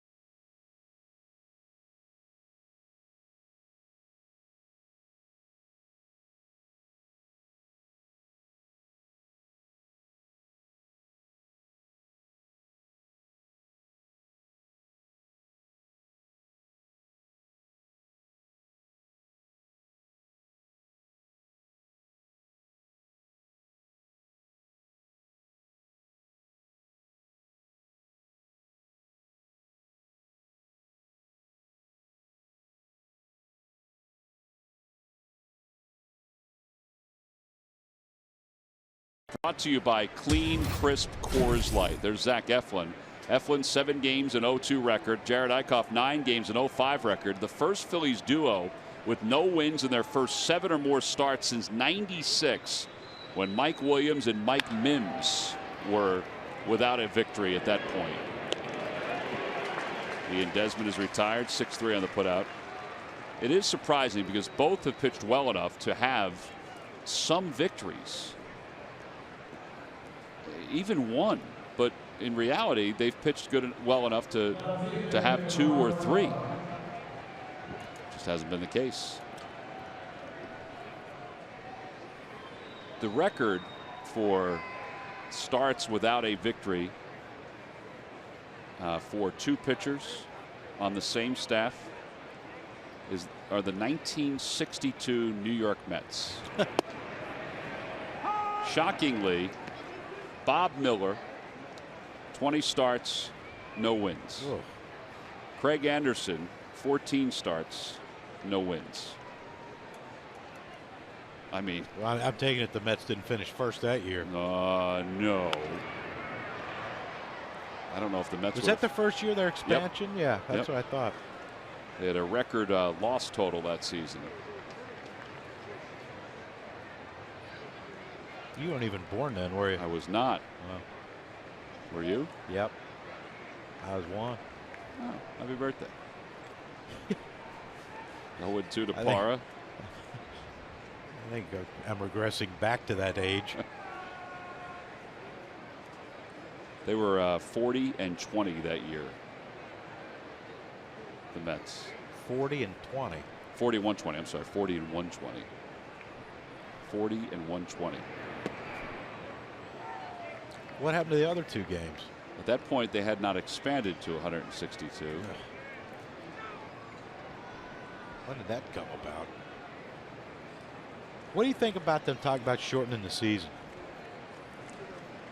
Well, my thought is that, I mean, I love playoff baseball, as everybody does, as Odubel Herrera does a nice job tracking that one down.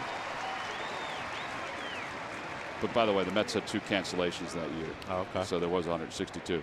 I think that the postseason goes too long, you know, deep into October, sometimes November. So you shorten it 4 games.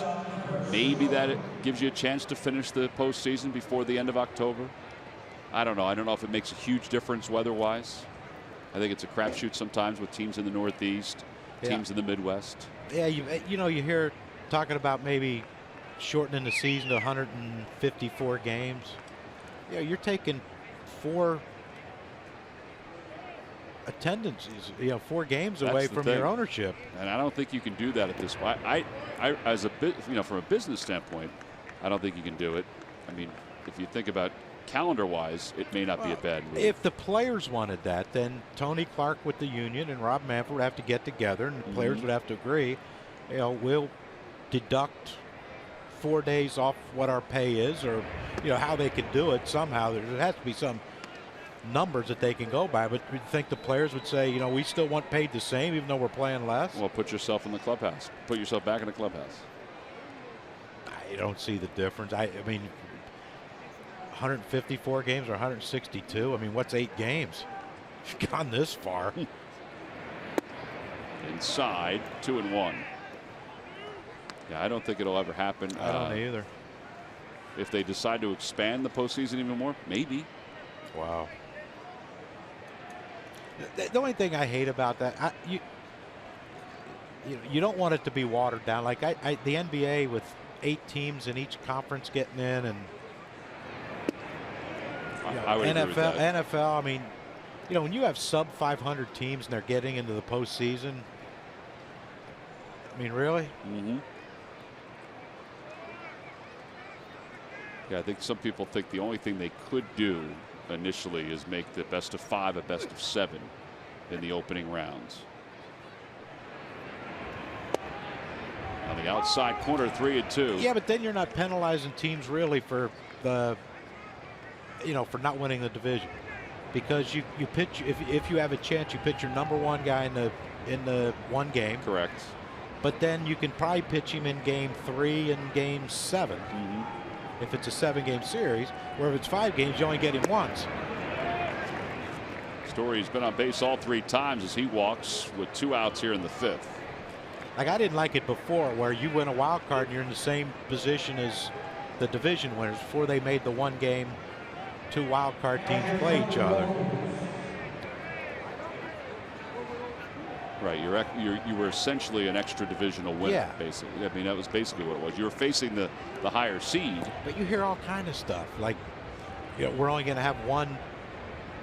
You know, the whole league, like the National League, you know, the first 4 teams are going to get in, regardless of the record, or regardless, you know, no divisions anymore. I don't think they can do that. But No. but think about that 62 Mets team. All right, so they play 160 instead of 162. But before the division split, they finished 10th. So, I mean, there was no chance for them to be a wild card. But I mean, think about the standings that year. And if you were, I don't know, if you were the Dodgers in 62, you finish a game out and you win 102 games and you don't make the 93, the Giants won what, 102, and the Braves won 103, and they didn't get in. Yeah. I guess you just hang with them. Yeah.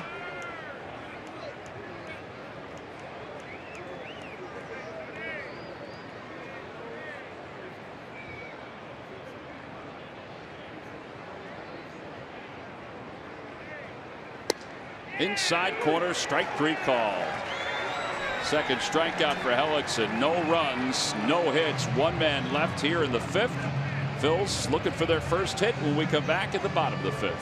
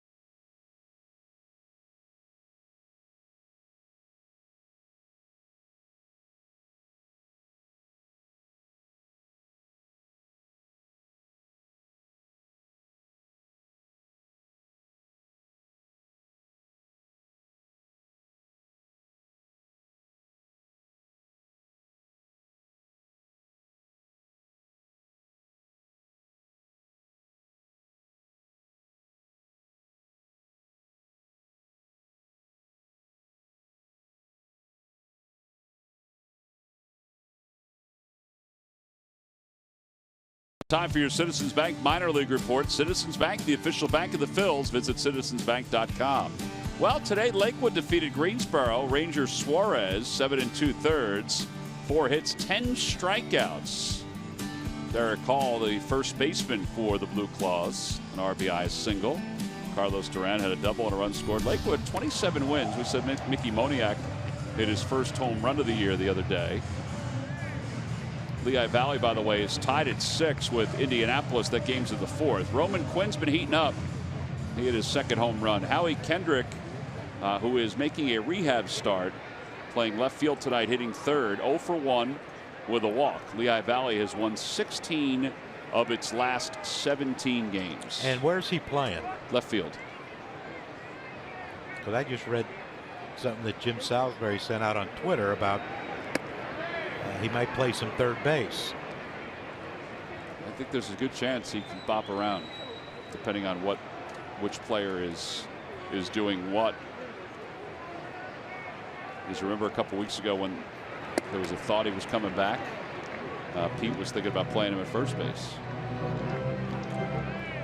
You know, but Tommy Joseph has picked it up offensively. Correct. And you know, sometimes that's what a guy needs, that threat of someone's going to take my job. One ball, 1 strike. You either figure out a way to get it done and keep your job, or you're going to lose it. 3 unassisted by Blanco. And Odubel Herrera's coming up. Phillies fans, let's face it, it can be hard to get in front of a TV for every Phillies game. Now, you can always stay connected to your team with the NBC Sports app. Download and live stream every CSN Phillies game on the go.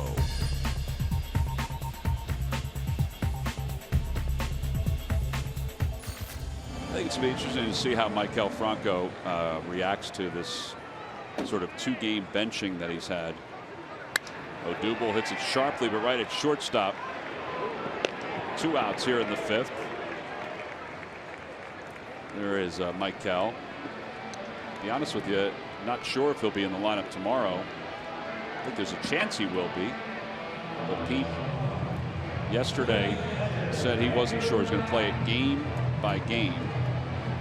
But I think there's a chance you'll see Cameron Rupp and Maikel back in there tomorrow. What time's the game tomorrow? 105? 105, Johnny. What time we got to be here? I think you could be here anytime you really want. I mean, if you're going to bring breakfast, be here at 9:30. If not, maybe 10. 10:15. 1:40. Good tape the open. My favorite part of the day. Yep.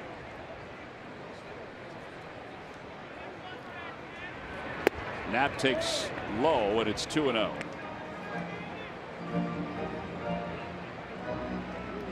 Certain we're going to get a hit in this game. I feel very confident we're going to get a hit or 3 or 4. I do.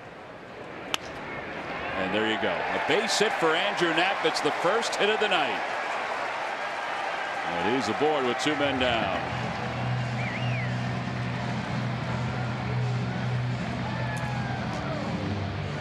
Saunders is coming up. Here we go. Yep.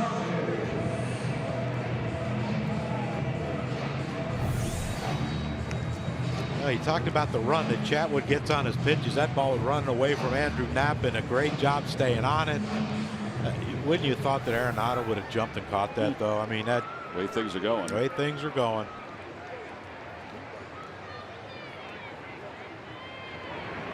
Way outside. It's 1-0.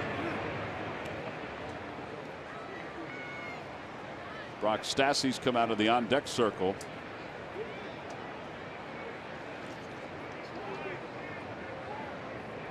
Chatwood's longest career no-hit outing was 5 2/3, and that was earlier this year against the San Francisco Giants.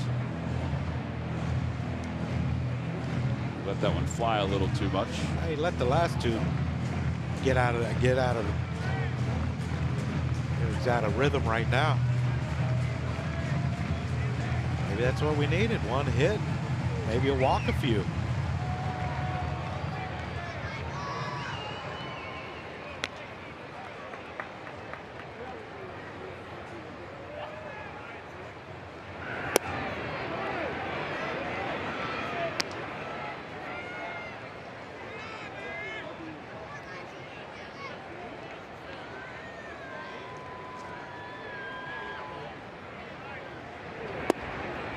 All 4, and that puts runners on first and second for Stassi. So Jeremy Hellickson goes 5 innings, 8 hits, and 7 earned runs tonight.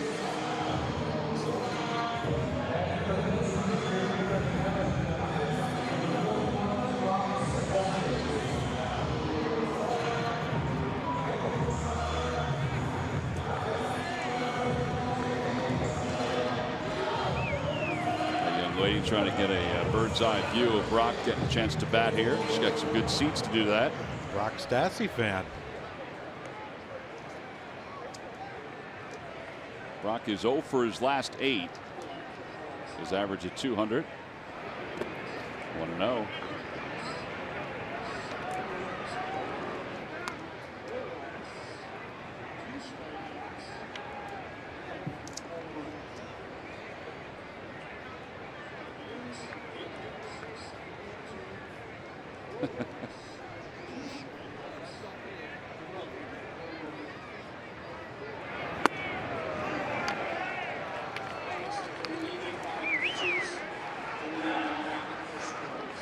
got a couple of shots. Maybe she's got one more of him swinging here. I hope he doesn't swing here. No, you're right. Chatwood ain't been close. I think she just realized she was on TV. 2-1.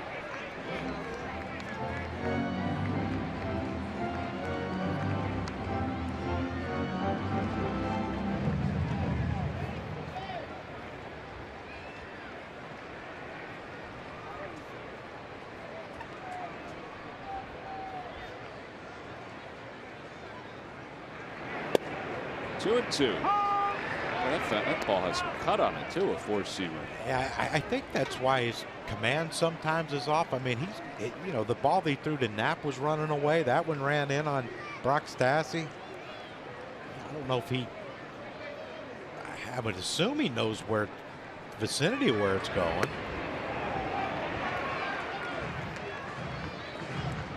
A little surprised that he went with a curveball there. Really, you're surprised?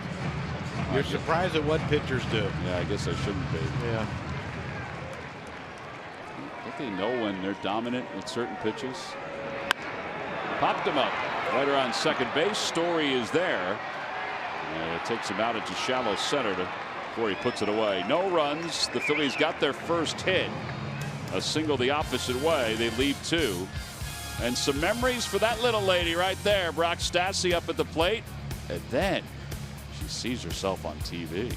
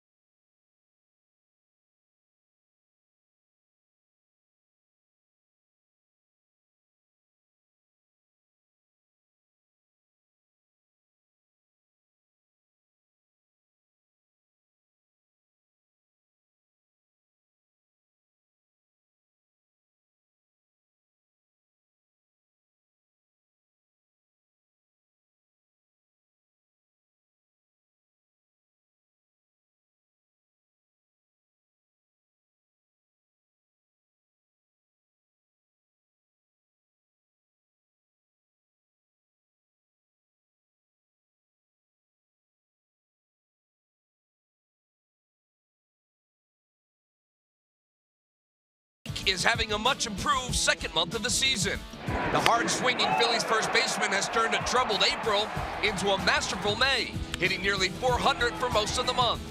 A lack of production for Tommy early has reversed its path, and 15 games into the month, Joseph deposited 11 extra base hits and plated 11 runs. His average is up, his slugging is up, his consistency has returned, and it's brought to you by Independence Blue Cross. Live fearless. Well, Adam Morgan will take over here in the 6th inning for Jeremy Hellickson. Hellickson goes 5 innings, 8 hits, and 7 runs. 4 walks and a couple strikeouts. Adam will face Chatwood, and then the top of the order. See Adam's numbers here in the big leagues.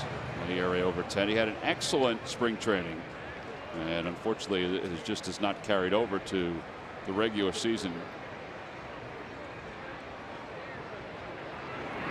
Fastball and 2-1. Adam was added back to the roster when Daniel Nava went on the disabled list the other day.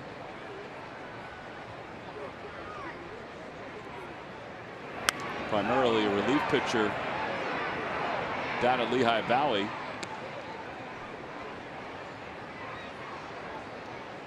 Where he was 0-1 with an ERA of 6.08. In 10 games.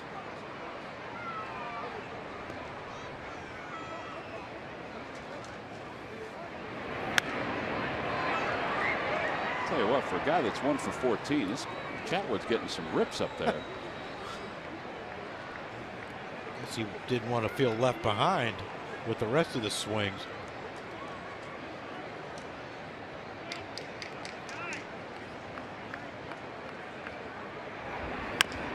left side. Blanco cuts it off. 1 out. Well, earlier today we had the privilege of being part of the Baseball 101 panel. It was the first time that Johnny had a chance to do that. And Greg Murphy is with some of the ladies who we had a chance to talk to today. Work, work, work, Tom. I'm just hanging out with the ladies here from Baseball 101. Yes, say hello. We're here in section 110, and what a day these ladies had. I'll tell you what, they get to do so much when they come to Baseball 101 here at Citizens Bank Park. They get to run the bases earlier today. Hopefully there were no injuries. Out there in the bullpen working on their pitching. And then, of course, you got to work on your fielding as well. It's all part of the fundamentals of baseball. And then a little bit later on, how about lunch and an interview with the chef here at Citizens Bank Park. A very full day, Tom, as you mentioned. Also a chance to talk with Pete Buchanan they got today. They also got a chance to talk with us and an umpire as well. Jerry Niels was part of the program today. So Michelle is next to me. Is this your first time as a Baseball 101er? It's actually my second time. Second time. So you're a veteran. Did you push the rookies around? Yeah, this is my sister. She's a rookie. Okay, she's a rookie. So did you haze her at any point? What is the best part, do you think, about Baseball 101? Because, we talk to so many women that go through it. They all seem to enjoy it. What was the best part? The whole thing's great, but I love working out on the field.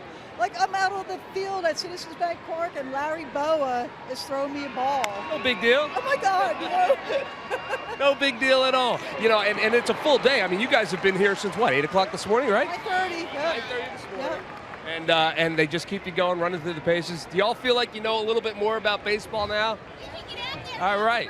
Huh? What's that? You're ready to go? They're ready to go. So look out right now. The Baseball 101ers are coming out there. Well, look, if you missed your chance, there is another chance to come to Baseball 101. August 28th of this year. Tickets are still available. Spots are still available if you'd like to sign up. So do that. Go to Phillies.com/baseball101. And you can have as much fun as these ladies are having. Hey, see how that works? Send it back to you guys. All right, Murph, thank you. Yeah, we had a good time down there today. It was your first time, John, being part of that, right? Yeah.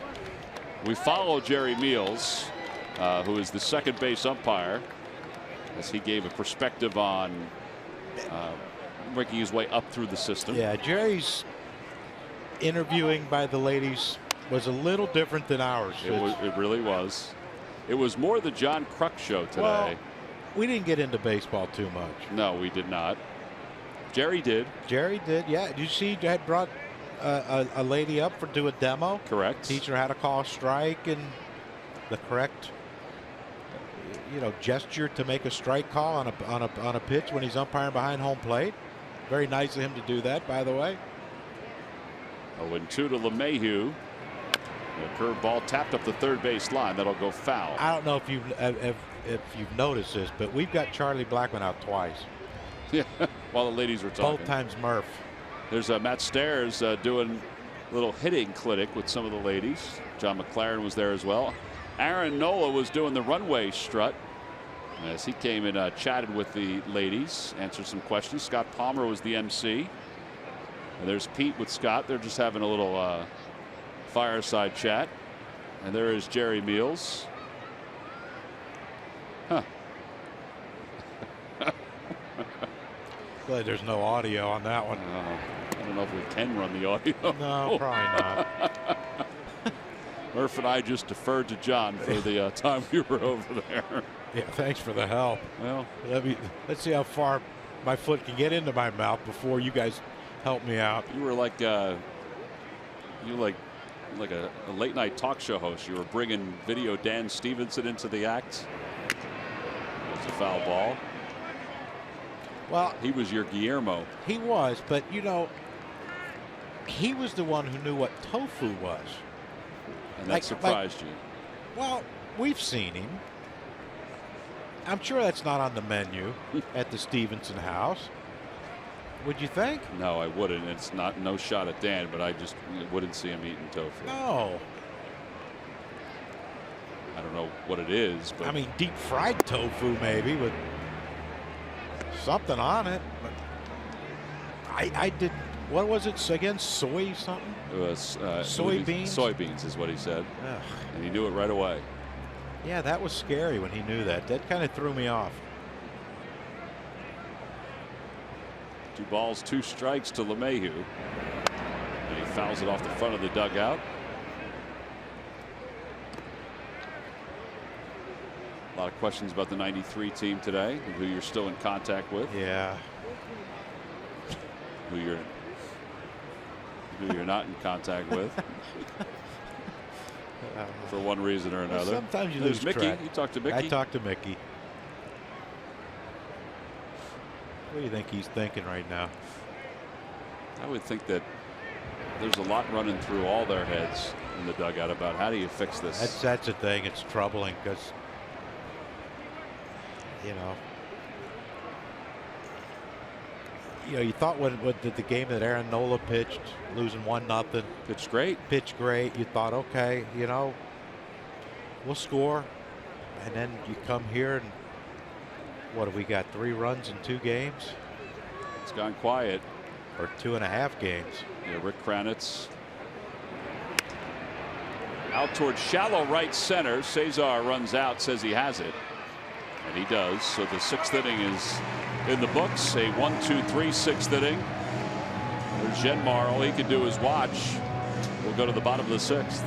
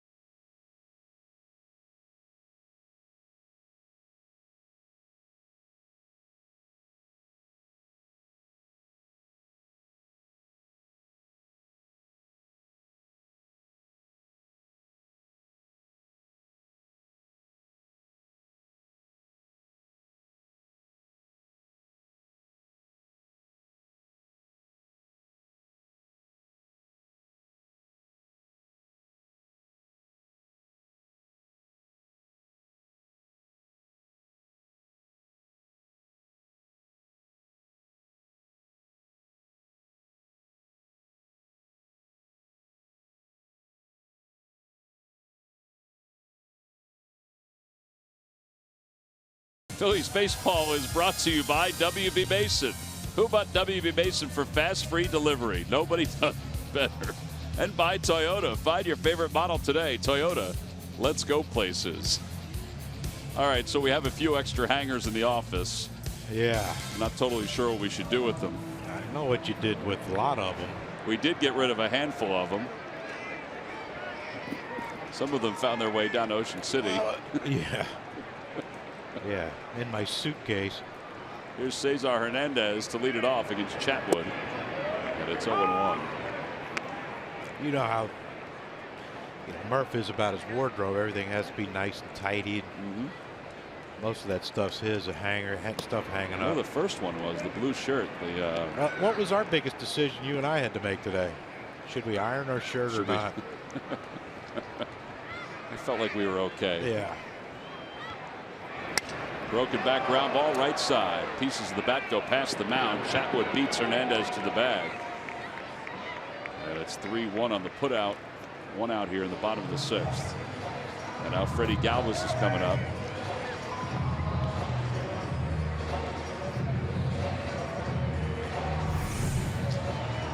Explosion right here. Yeah, that thing got in there pretty good. Like it broke in half. Like long ways in half.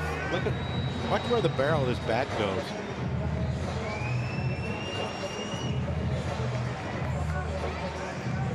Shoot. I mean, look at that thing. If that hit Chatwood, it was dangerous. Freddie pops it up foul. It'll be out of play on the third base side. It's 0-1.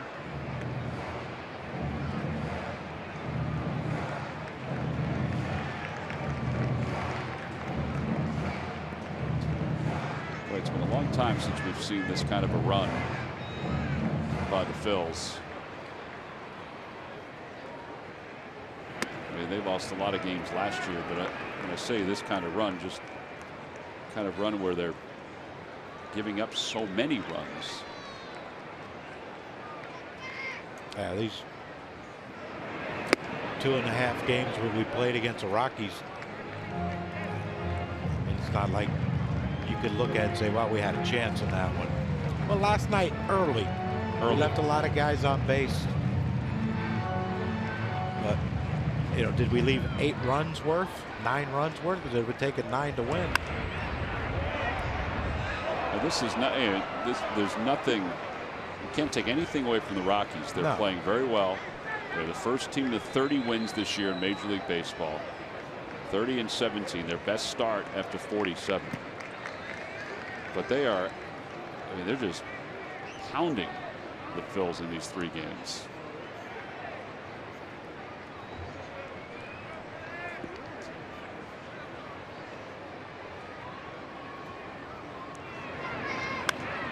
Another foul ball.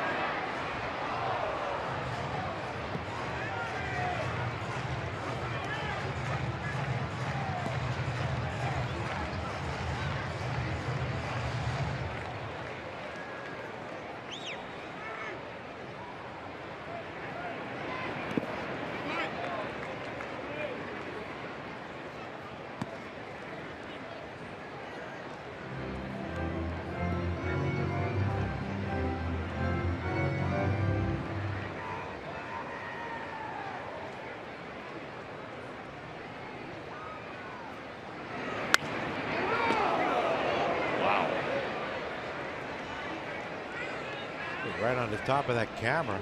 Ball was scorched.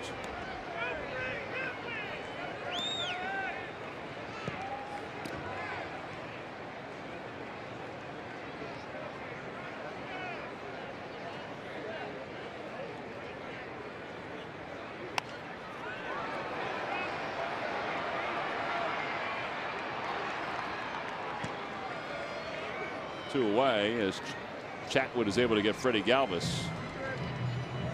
Time now for the Jeep Stump the Fans trivia quiz answer. All right, John, here we go. Who was the last player before Nolan Arenado in 2015-16 to lead the National League in home runs and RBIs in consecutive seasons? I think we've had ice cream with him. I was wondering if maybe he had texted you. Michael Jack? No, he's texted me about everything else other than that question. Yep, Mike Schmidt back in 1980 and 81. Log back on to Phillies.com to find out if you're the winner of a Phillies prize pack. Thanks for playing Jeep Stump the Fans. Schmitty, those 2 years had 48 and 121 in 80 and 31 and 91 in 81. That was a strike year. 102 games. Yep. Yeah. 91 RBIs in 102 games. 91 RBIs in 102 games. He was on his way to blasting 121 in 150. Gosh. 2-1. I wonder why he's in the Hall of Fame. Led the league in home runs 8 times. Led the league in RBIs 4 times.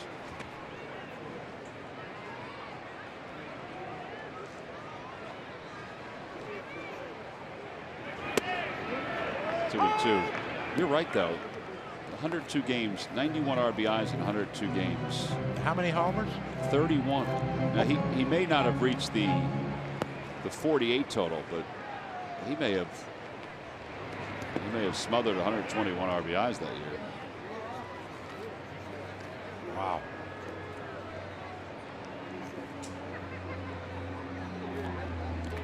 You're not considered the greatest third baseman ever with shoddy numbers, are you?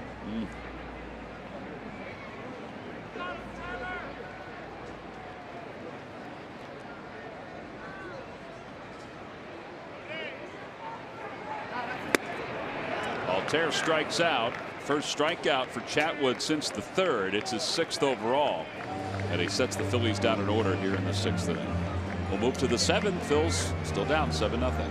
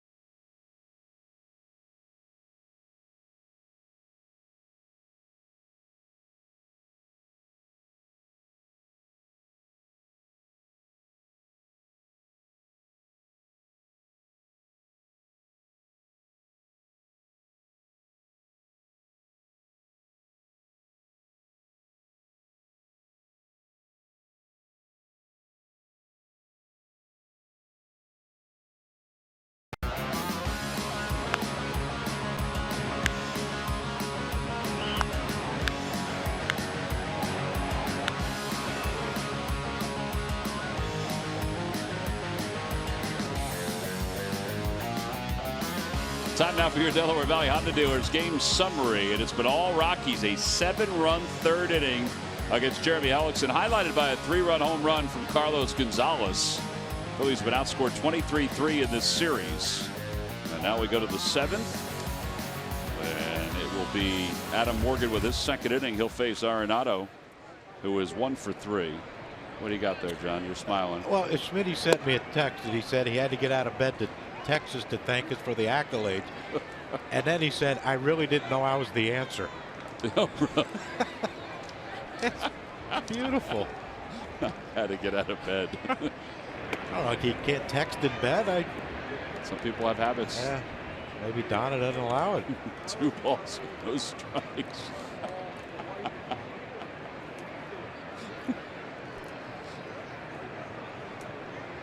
Arenado tonight is 1 for 3.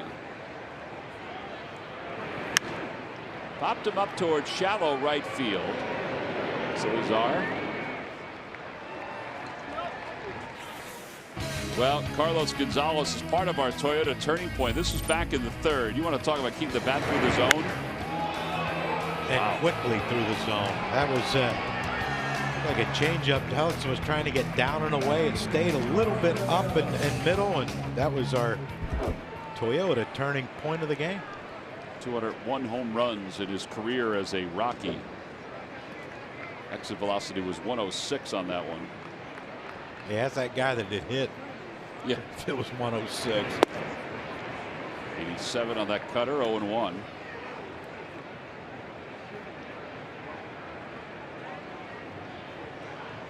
Seven runs on 8 hits for the Rockies as we scroll through their lineup to give you a little idea of who's done what tonight.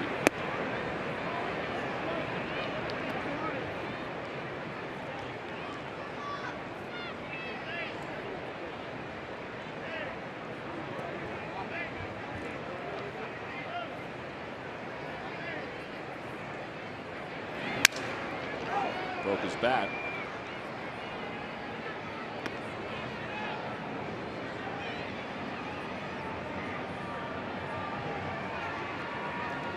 He'll be 32 going into next year, Carlos Gonzalez, and it is a free agent season. Made his debut at the age of 22 back in 2008. He's finishing up a 7-year, $80 million contract. And you wonder, for this 3-time All-Star, whether the Rockies would step up and keep him, or if that doesn't happen, what another team would pay to have him on their roster going into his year 32 season. Yeah, that's the toughest thing. I should say age 32 season. Yeah, you see the Angels, what they did with Albert Pujols, gave him that 10-year deal. Injuries have slowed him down. I think the Yankees regretted giving Alex Rodriguez when he opted out another 10 years. Or even giving Jacoby Ellsbury the contract that they gave him coming over from the Red Sox. Yeah, you got to wonder if, like, at some point paranoia sets in. You're like, well, we have to have this guy, and if we have to go another year or two, we have to do it.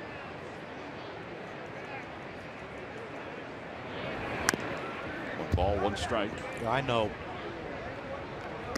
that there's some media members that teams will use to get.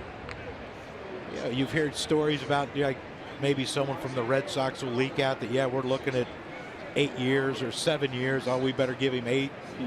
You know, that kind of stuff.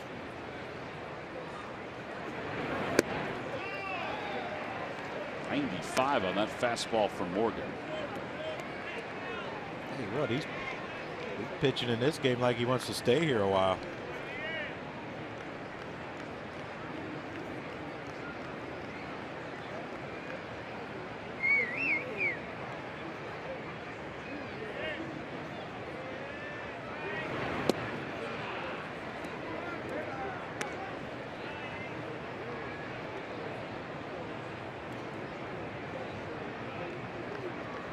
You like those sleeveless jerseys? I do not.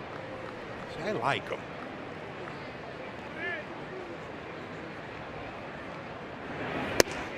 outside, 3-2.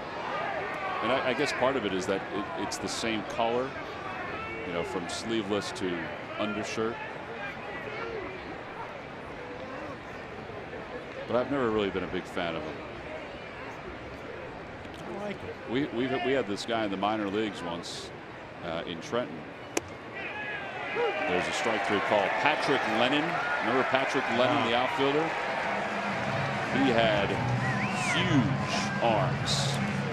And he once played a day game at Waterfront Park in Trenton without the sleeves, under the uniform.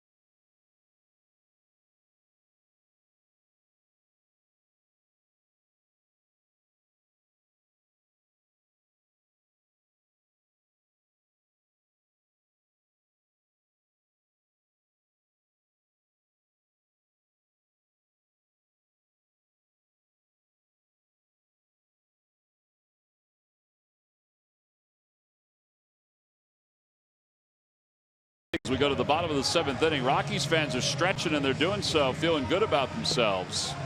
Have you checked out CSN's podcast? Break down Eagles OTAs with the Quick Slants podcast, or get insider info on the Phils with the Crutcast and At the Yard. Download and listen on Autoboom, iTunes, Google Play, and of course, CSNPhilly.com.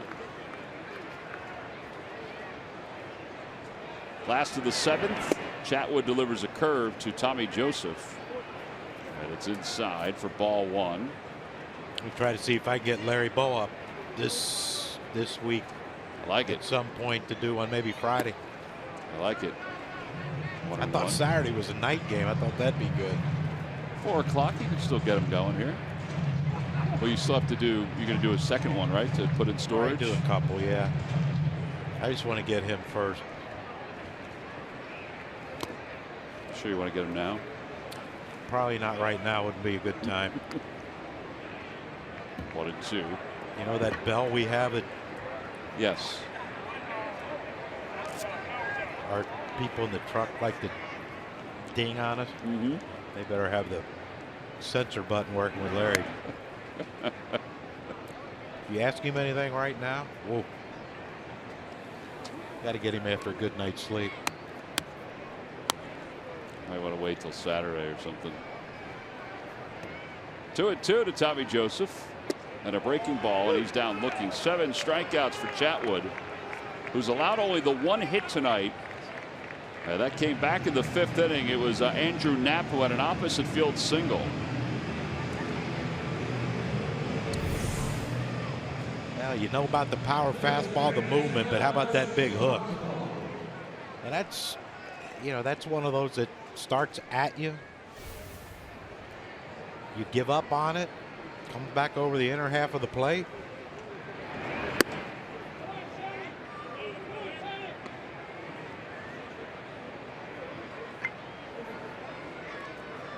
But it's got to be a difficult at bat, and I'm not making, you know, excuses for the Phillies offense, but, you know, he's not around the plate that often.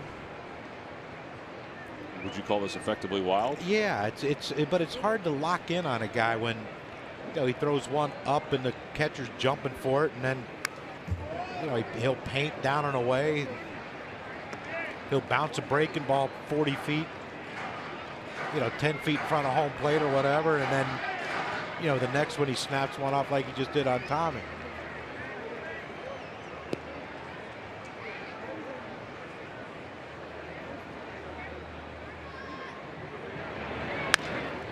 Out towards second base, an easy play for LeMahieu.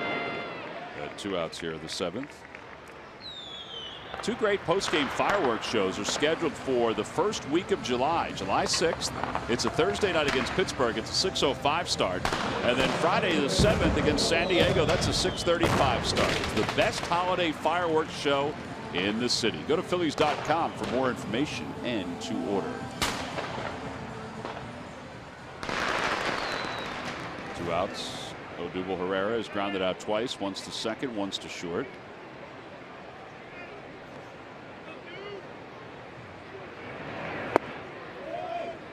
Still at 96. 107 or make it 108 pitches now for him.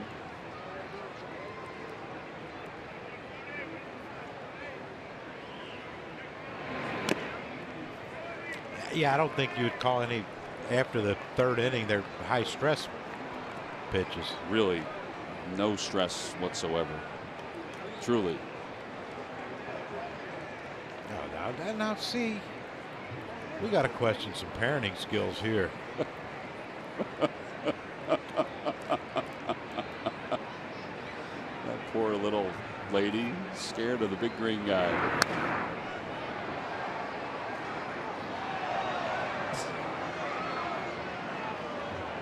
Poor fanatic. Yeah. You see the baby slap the mother? Like, how'd you give me that guy, that thing? But still mesmerized by it. Yeah. There's just some intrigue there. Little baby's thinking, you know what, in 5 years maybe I'll get this thing. You know, I'll get what this thing's all about, this green guy.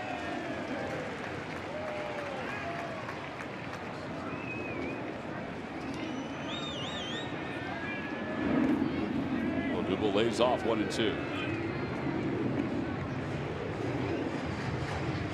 Fanatics trying again. Look at the baby. Priceless moments had by the baby. Fanatic. I mean, at what point do you Fanatic just walk away? All right, I've already upset the kid. I think you keep trying. Odubel strikes out. 8 strikeouts for Chatwood. He's allowed 1 hit over 7 innings. That's shutout baseball. As dominant as the offense has been, that's how dominant he has been. No more green guy.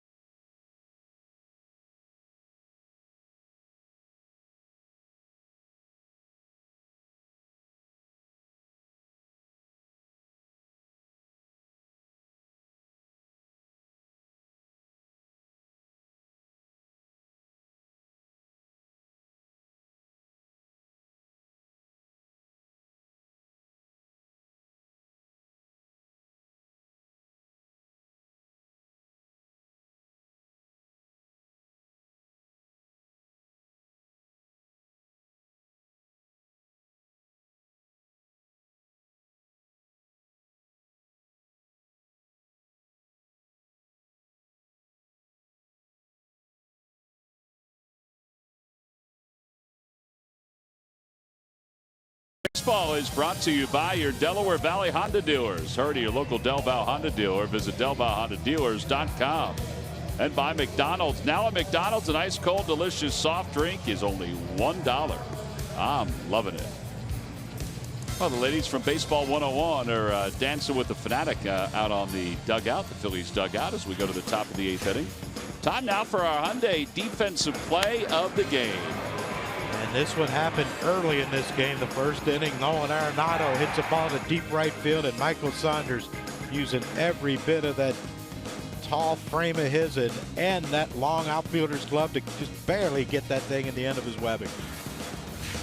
And that is our Hyundai defensive play of the game, brought to you by your local Hyundai dealers. Gerardo Parra leads it off here in the 8th, and Parra off the hands bloops one into left center. So he has his first hit of the night and his 3rd hit of the series. Yeah, that's the first hit allowed by Adam Morgan.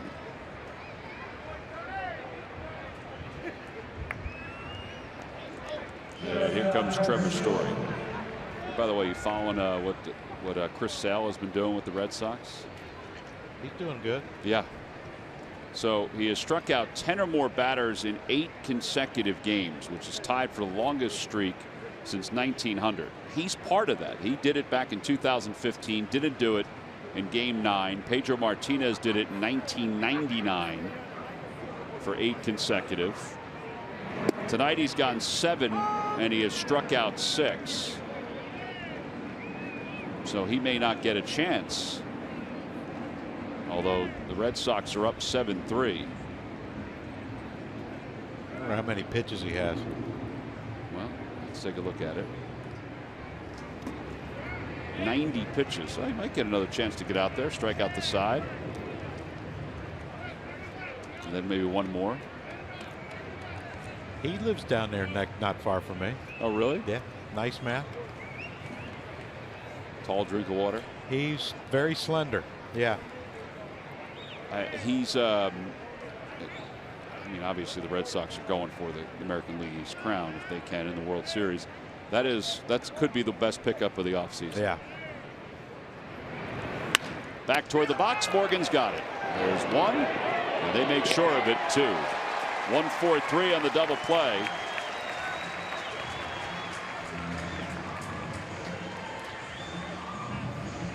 Two outs. A little authority on that throw by Adam Morgan. It's a good velocity. Caesar didn't have to wait long for it to get there to him, did he? No.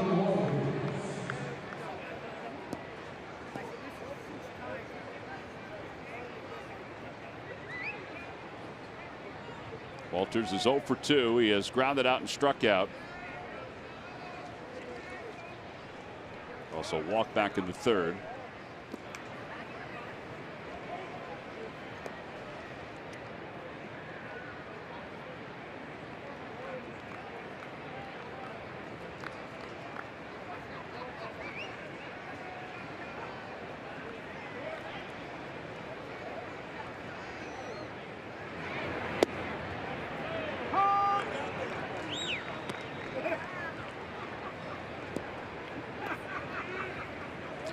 Yeah, Chris does a lot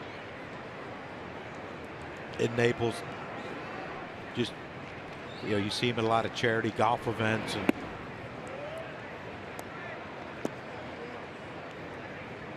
78 and 52 for his career. yeah, how about all the experts that said he's gonna, you know, he'll never last? Well, I mean, because of his motion and everything. Yeah, and his slender build. Yeah. An American League ERA. He's only pitched in the American League for his career. 2.95.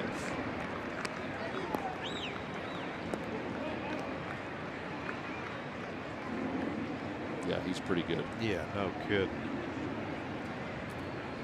But he was happy. His wife was pregnant this spring. They had their baby this spring, and he was happy that he didn't have to go to Arizona for spring training.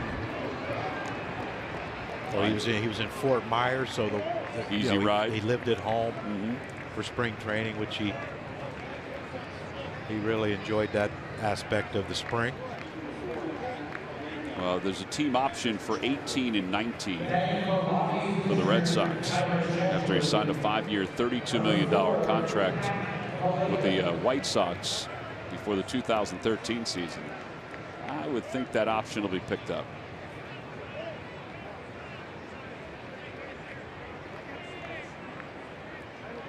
It's a fairly manageable option, too, for a frontline starting pitcher as he is. Here's Valleca, who has pinch hit the first 2 nights.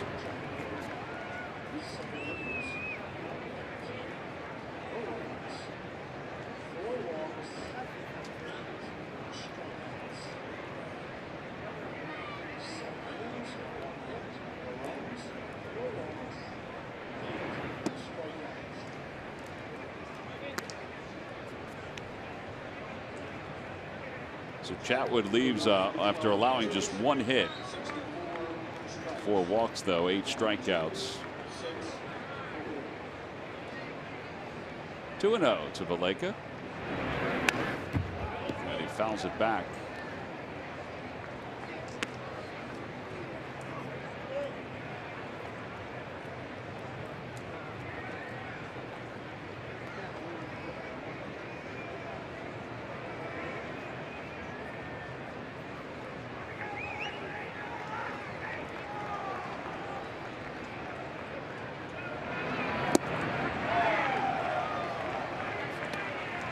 See if Morgan can finish him off and finish off 3 solid innings out of the bullpen.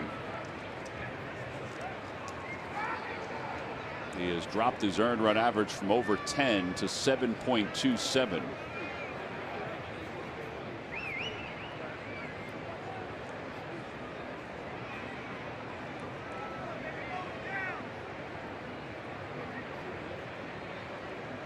You did that all that quickly? Yeah. You're good. Well, oh boy, it may go up again.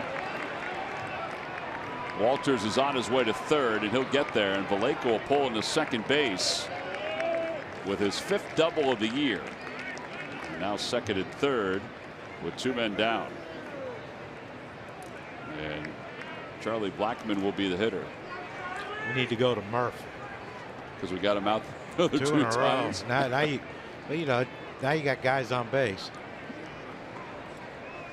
Murph, you have a lady you can talk to. That's what happened the first 2 times. You had Kristen talking about tangerine shirts, and you had and glitter, and Dolly Parton, and you had the baseball 101 ladies the second time.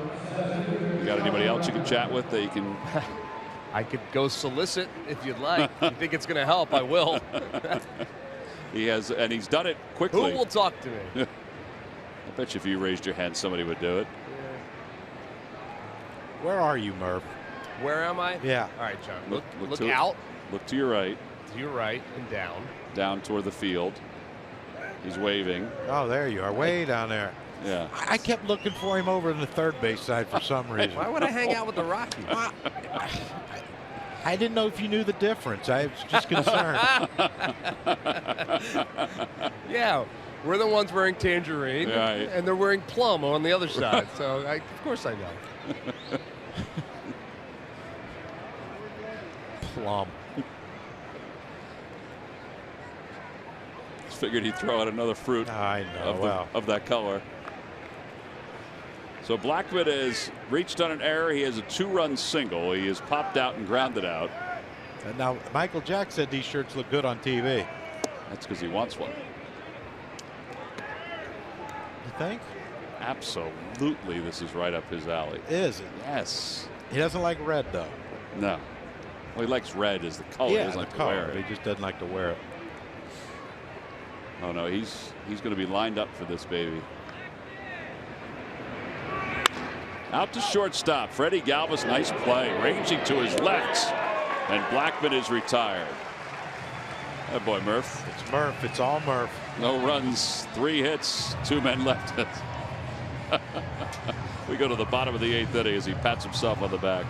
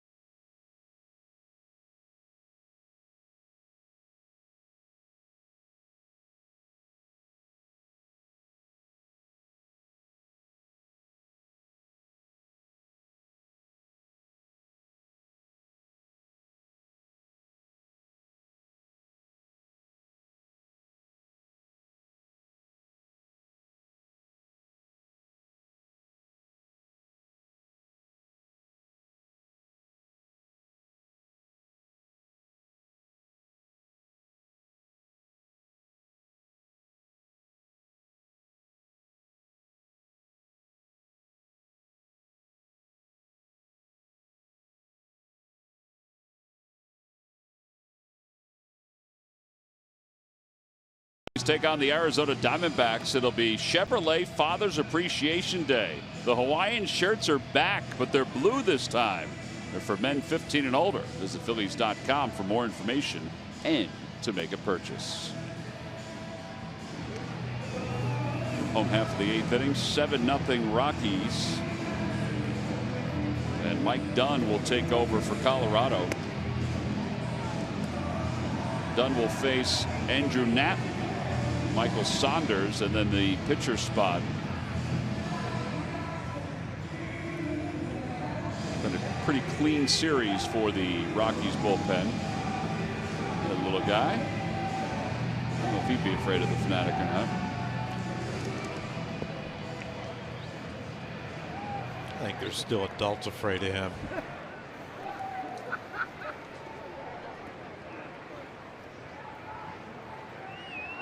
Rockies bullpen had 2 scoreless innings in game 1 of this series. They allowed 1 run in 3 innings last night. It was Knapp's home run. That was the only run. And now they begin this 8th inning with a 7-0 lead.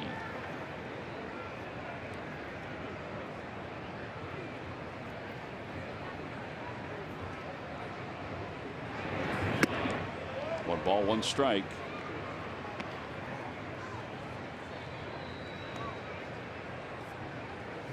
One hit so far. Yep, Knapp single back in the 5th. How about 2 earned runs in 20 innings allowed by the Rocky starters in the series?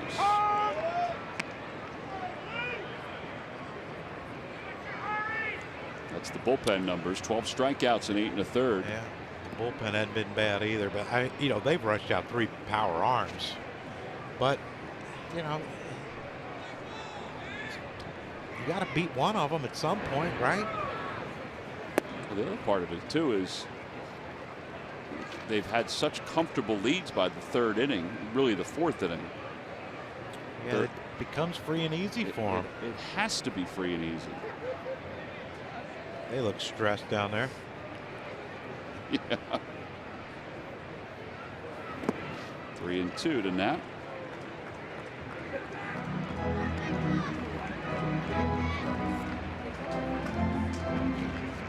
But Black just dropped his head on that pitch that Mike Dunn just fired.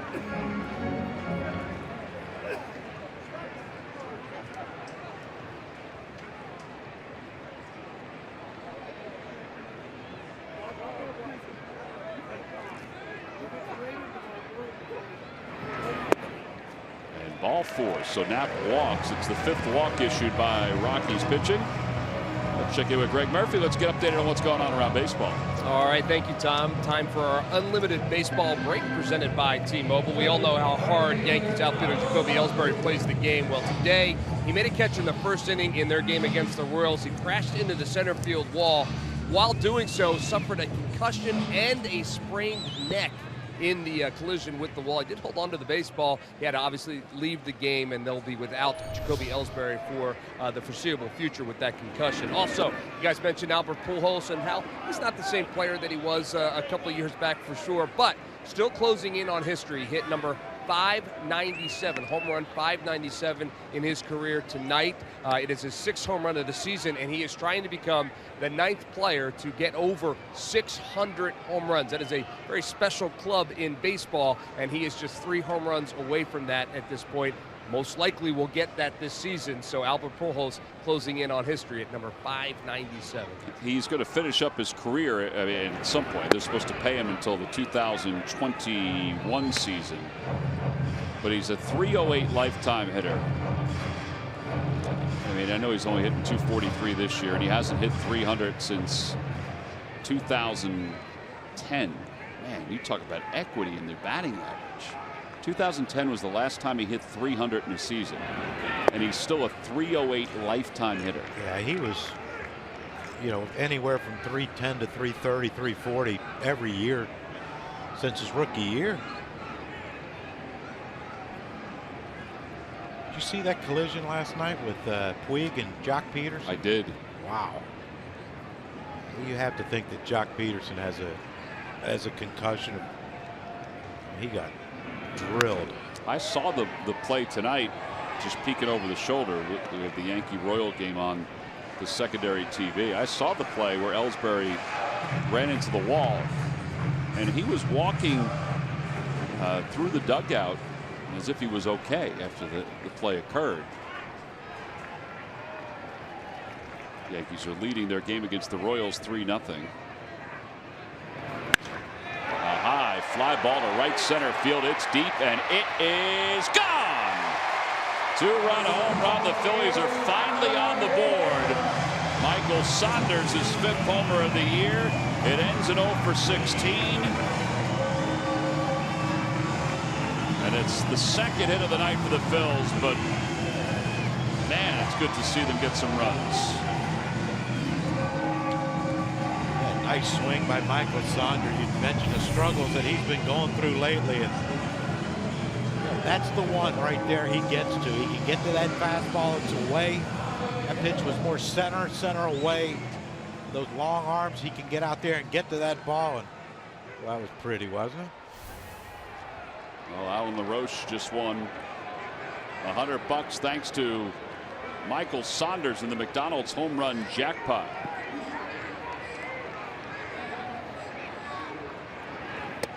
And now Ty Kelly will pinch hit. Well, that's got to feel good after you're 0 for your last 16.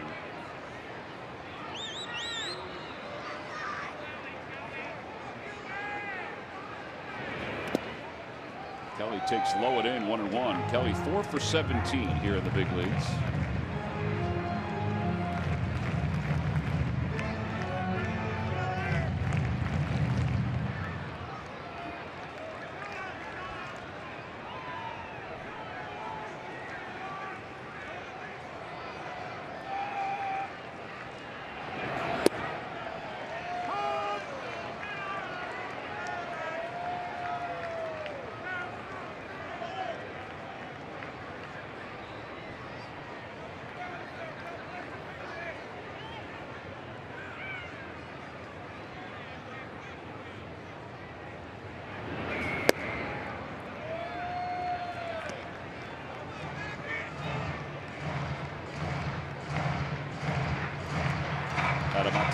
Is starting to warm up in the bullpen.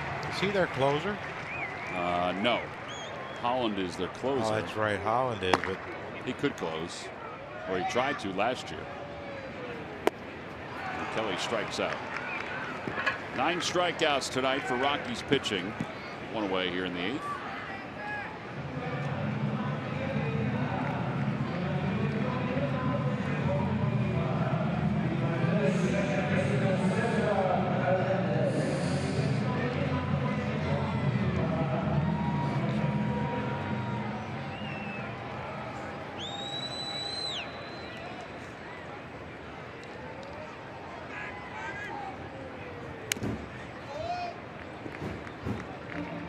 Quietly, Cesar has struggled in the month of May. Yeah, you know, he's an aggressive swinger, but it just seems like the last 3 games that I've been watching, he's you know, that's a first pitch breaking ball.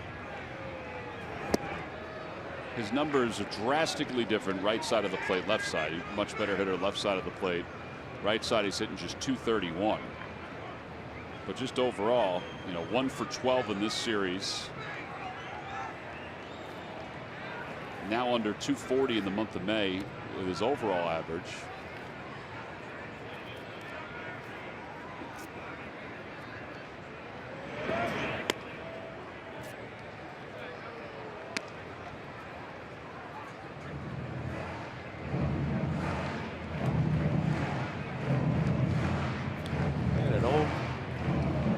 When I was in the minor leagues, I had a guy, Clyde McCullough, struggling. Walked over and he said, nothing that a 3 for 4 won't fix. Out toward left center field. Parr is not going to get it. And that one will one-hop the 387 sign. And Cesar with his 6th double of the year.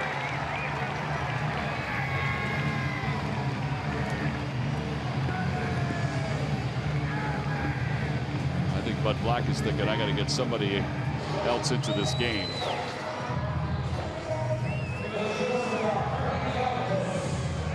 Foster, the pitching coach, calling the pen to see if everybody, if Ottavino's ready.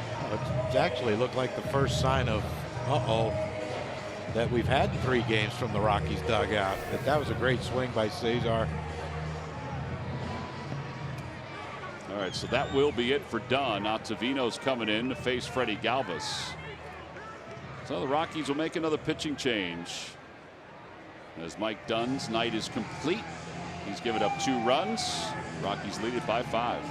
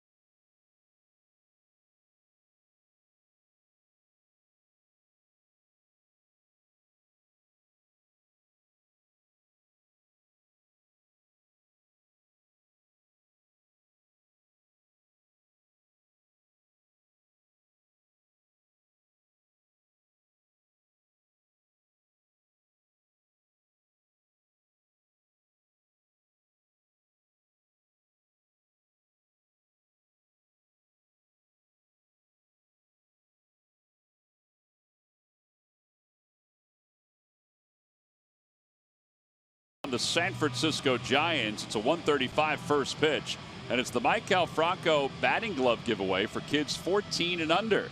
It's courtesy of Tasty Cake. Visit Phillies.com for more information and to place your order. Some of the kids who got the caps tonight are going a little rally cap style, as the Phils have scored 2 runs here in the 8th inning. They've got a runner at second base and 1 man down, and a new pitcher, Adam Ottavino, who is taking over his 20th game of the year. And he will face Freddie Galvis, who will flip around and bat left-handed with Cesar at second. You have to ask him why the number 0. Did you guys ask him? You know what? I will see if I have it in my notes. I know there was something last year about it.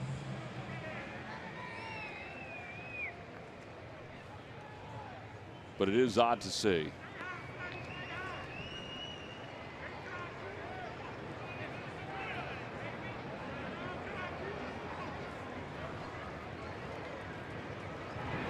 Oh, that got a piece of Freddie Galvis. So he'll go to first.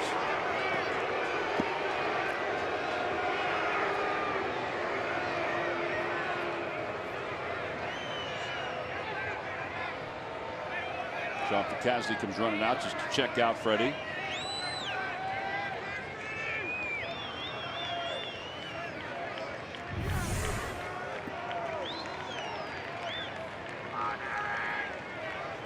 It's interesting. You know, it's unintentional. Why would you hit someone? But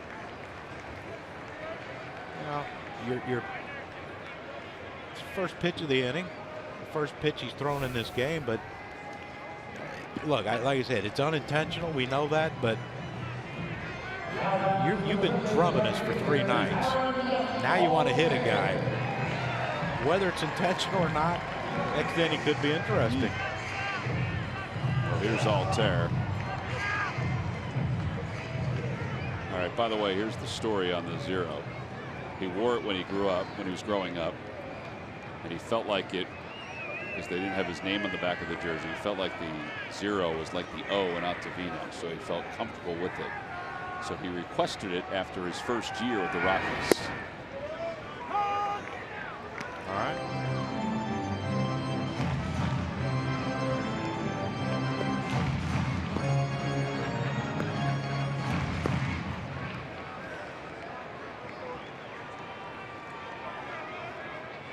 Make him pay right here, Aaron. Breaking ball 0-2.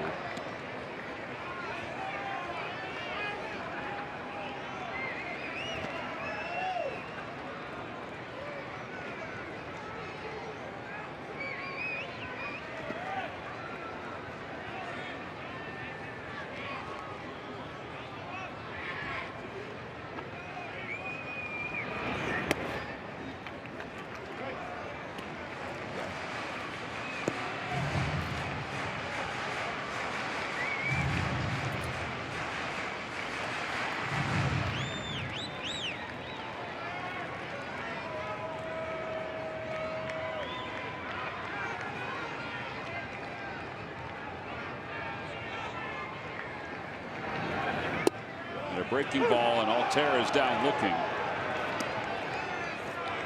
2 outs.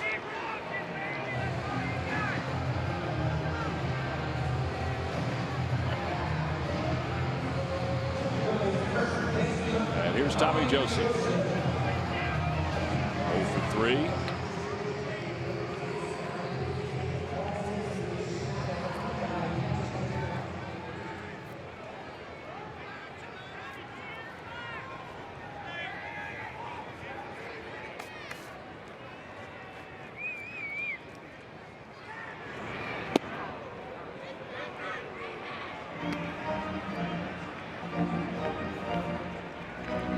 But this guy would be a little difficult on righties. Goes across his body, lower arm angle. Kind of stepping right at you.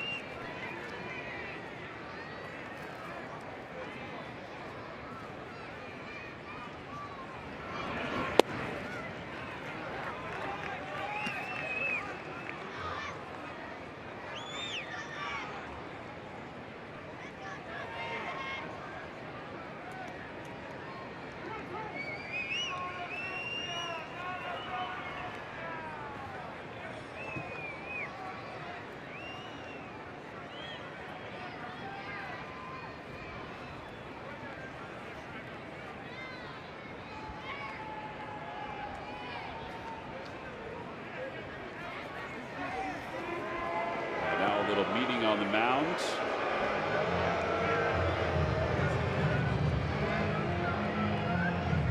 I mean, after he hit Freddie with his first fastball, has he thrown another fastball since? Well, no, it doesn't seem that way. I don't know if he's afraid of throwing it again. Is he...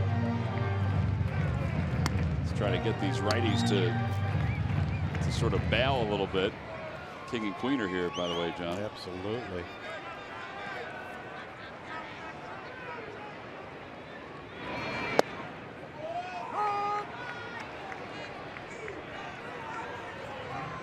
Slide.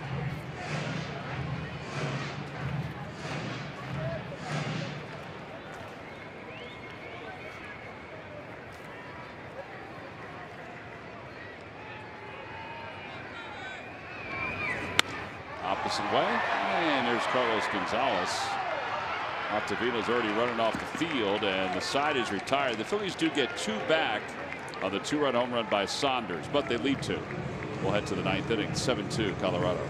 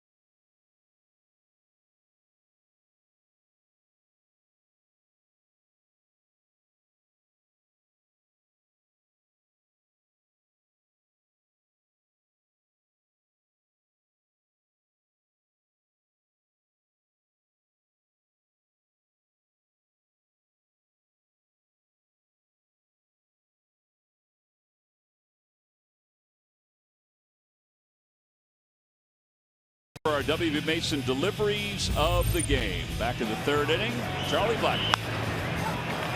That's not it, though. That drove in a couple. He has 8 RBIs in the game. Arenado, a little bloop into right field. That brought Blackmon home, and this is the capper, basically. Carlos Gonzalez's home run. Parra also had a sac fly in that inning. All of that led to 7 runs for the Rockies. Those are W.B. Mason deliveries of the game.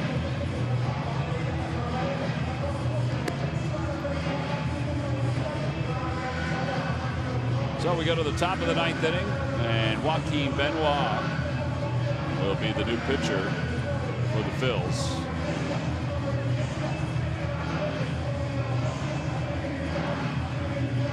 Benoit with a little smirk on his face because somebody asked for the home plate umpire to go get the baseball. Yeah, well, I think the throw from Andrew Knapp down to second base skipped, and you know, God forbid if there's a little bit of dirt on the ball.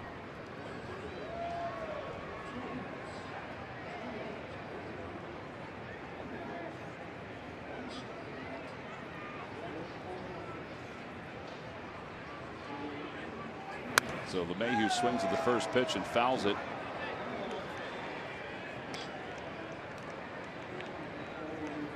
He is 1 for 3 tonight.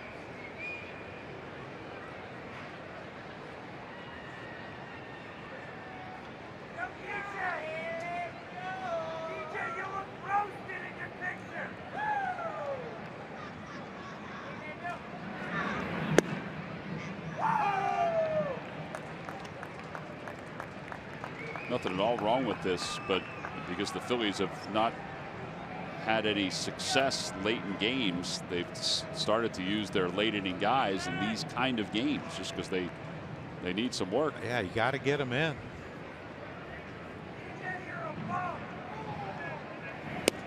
That one runs outside, 1-2.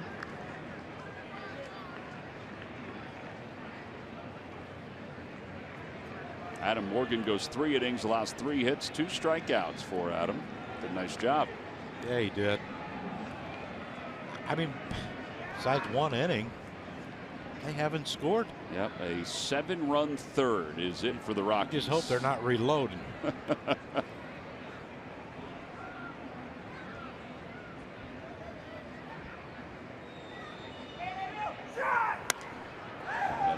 Go back toward the second deck. Almost the same spot as the first foul ball.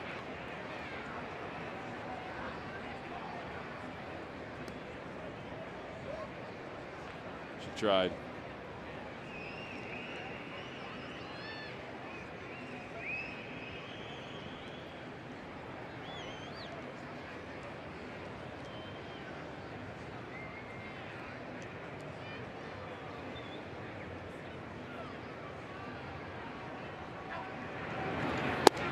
Outside.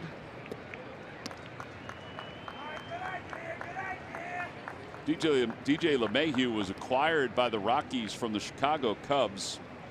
In fact, Theo Epstein has since said, yeah, I made a mistake. He said sometimes when you take over a team, you're not 100% sure of all the players that you have.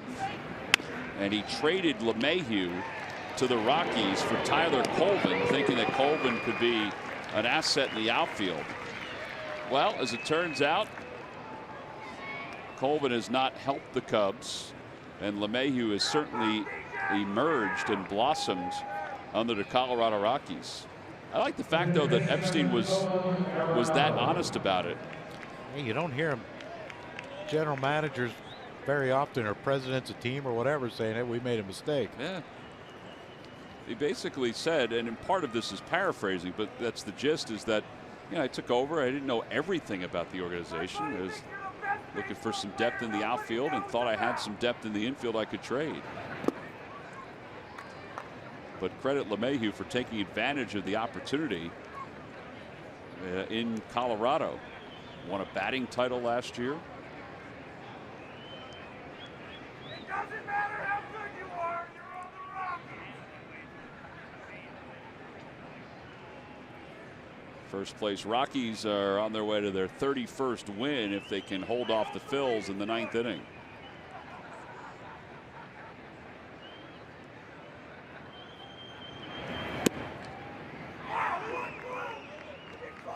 You know, but it's like the, when the Tigers traded to the Braves, Doyle Alexander, the Braves get back John Smoltz.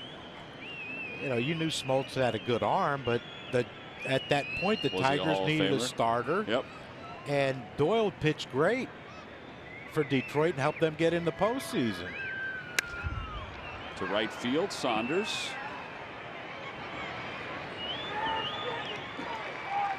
And now 2 outs. Every time the Phillies pitchers retire the opposition 1-2-3, Comcast will make a contribution to Phillies charities. Phillies baseball is brought to you by Xfinity. Xfinity X1 will change the way you experience TV.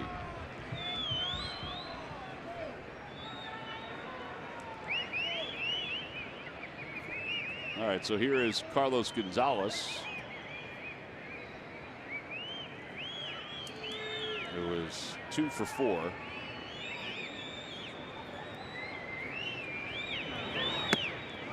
By the way, 6 strikeouts for Sal. That's it. That is it.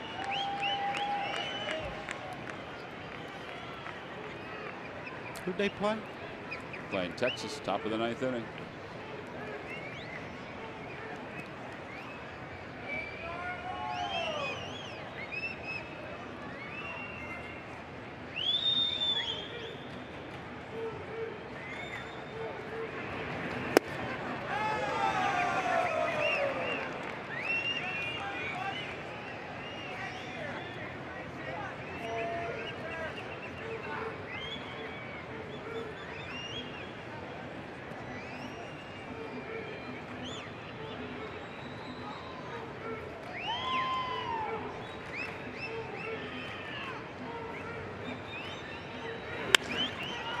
Loop out to left field. Another hit for Gonzalez. His 3rd hit of the day. 8th hit in this series.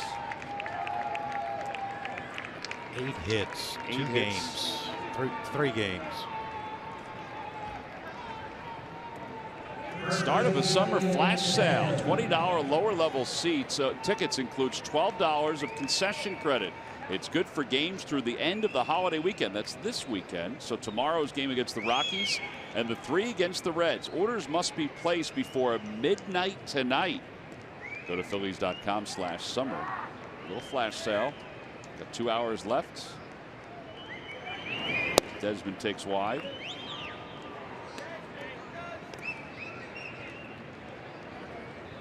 Well, an hour and 58 minutes. Plenty of time. Just to be exact.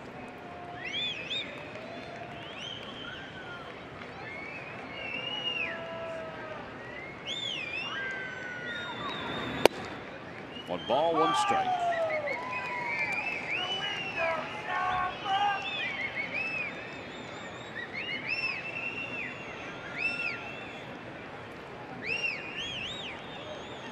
Let in the birds, huh? Thought it would be cool to be able to whistle like that. I don't think so anymore. 1-2.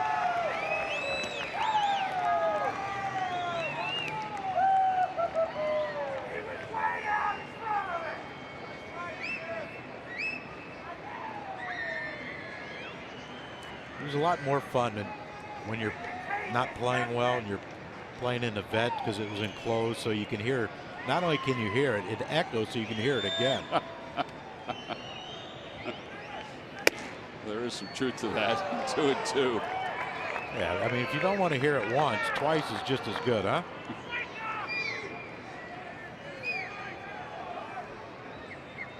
Yeah, there were some games like that. Oh. We had seasons like that. 2-2 pitch coming to Desmond. And he got him with a high heater. No runs, 1 hit, and 1 man left for the Rockies. Last chance for the Phillies as we head to the bottom of the 9th.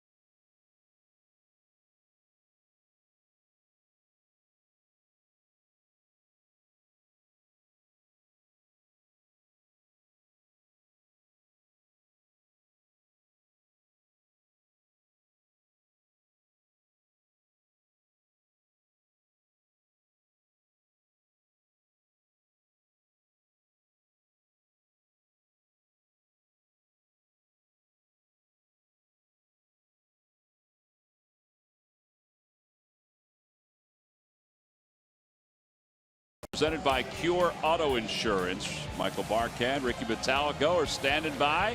Rough third inning for Jeremy Hellickson. Rough outing for Jeremy. Phillies also only had the one hit through 7 innings. They'll talk about that and what is the most frustrating aspect of this 4-20 stretch that the Phillies are currently in. All that coming up in Phillies postgame live. All right, so here is Andres Blanco. And here is Jake McGee. McGee, a 2.12 earned run average.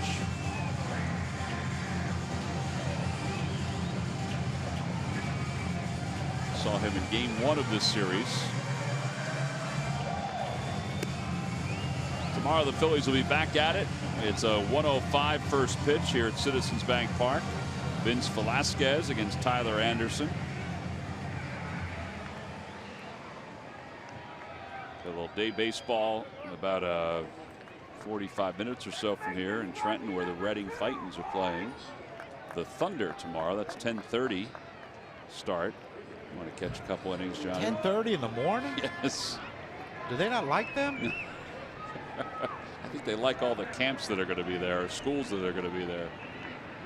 Can't be camps yet. The school's not out, but we'll have the schools come in. 0-1 to Blanco. Not sure I'd have been a good player at 10:30 in the morning. Yeah, you didn't have to do that, right? When you're in the minor leagues, you didn't have that early starts. 10:30. Outside, 1 ball, 1 strike.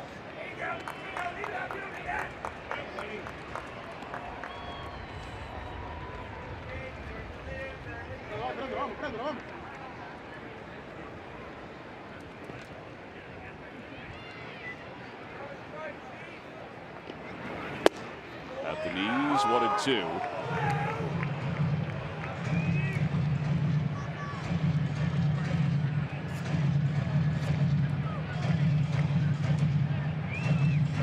Not much surprises what McGee's going to throw.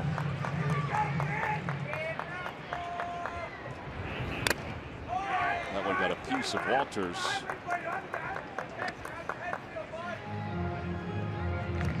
He's taken some shots in these 3 games, hasn't he? He has mask, leg, groin.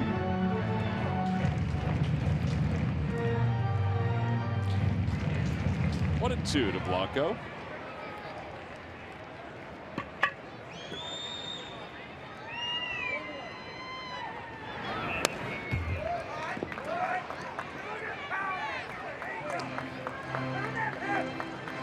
Blanco, Herrera, and Knapp are the scheduled hitters.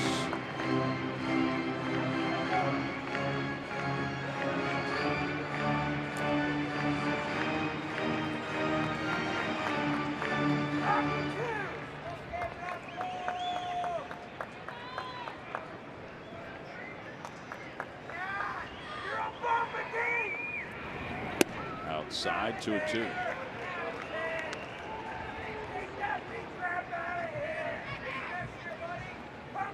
A lot of day games today around baseball. There's only one game that's just beginning now out in Los Angeles. It's the Cardinals and the Dodgers. Mike Leake, the National League leader in ERA, will make the start for the Cardinals. Swing and a miss by Blanco. Cardinals are keeping pace with the Cubs in the Central. So are or with the Brewers in the Central. They're tied with the Cubs. And they got off to a horrendous start. Were they 2-9, I think, at one point? Yep, and they're 2 over now. I don't know if the Brewers can sustain it, but there's a battle going on in the Central and the West. The East has been decided. I don't think it's been decided, but it's magic numbers dwindling. I'm sure there's somebody in the DC area that's talking magic numbers. And get an early start on the playoff ticket printing. Line up their rotation for the postseason. 0-1 to Herrera. 1 ball, 1 strike. Odubel's 0 for 3.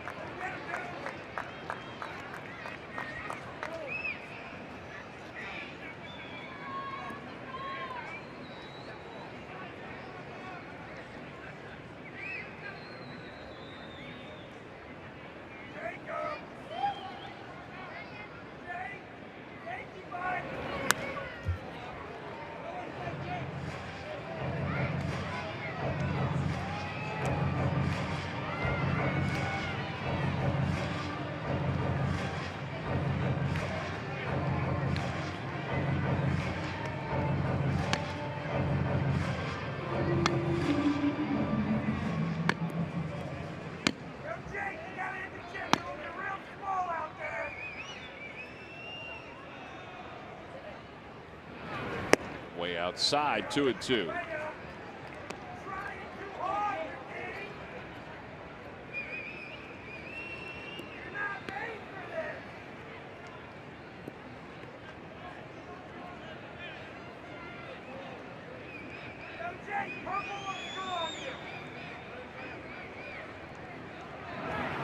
Swing and a miss. Herrera is down on strikes.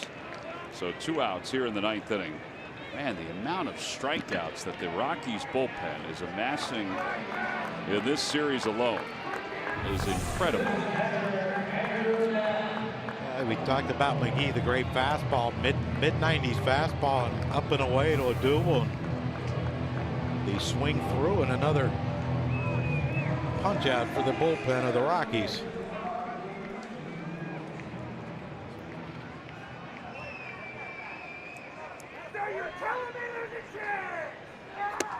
And Knapp takes outside.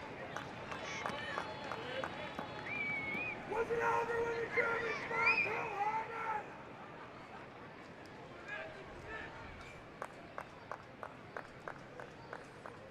One ball, no strikes to Knapp.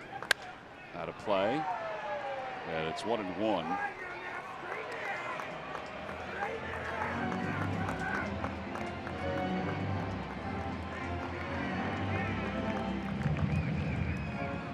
Not seen much of Andrew Knapp from the right side of the plate. Most of his ABs have come from the left side, but he walked from the right side his last time.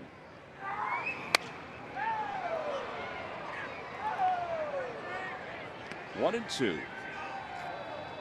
Rockies' pen has 4 strikeouts tonight, 19 in the series so far. Wow. That's some dealing right there. Makes your defense pretty good. Oh, it sure does.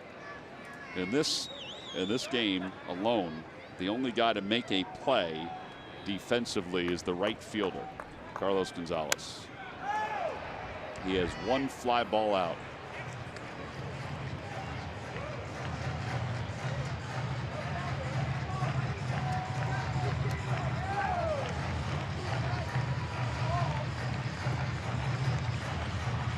One and two.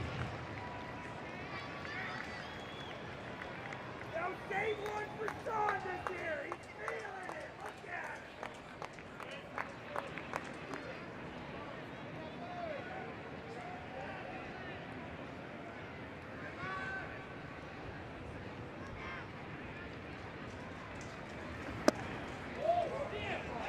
it. Really close. Just a bit low. Too close to take. Well, apparently not. It was a ball. Let's take a look at pitch cast. Right at the bottom of the zone, but called the ball.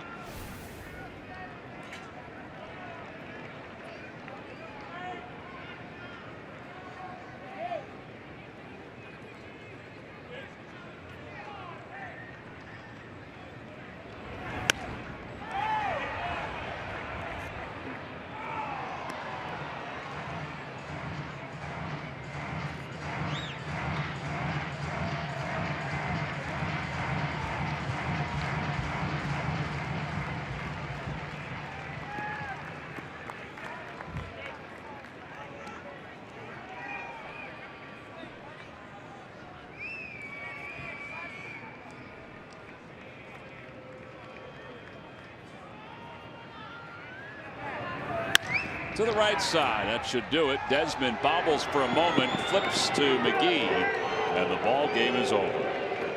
Well, this has been as difficult a 3-game series as the Phillies have had in quite some time.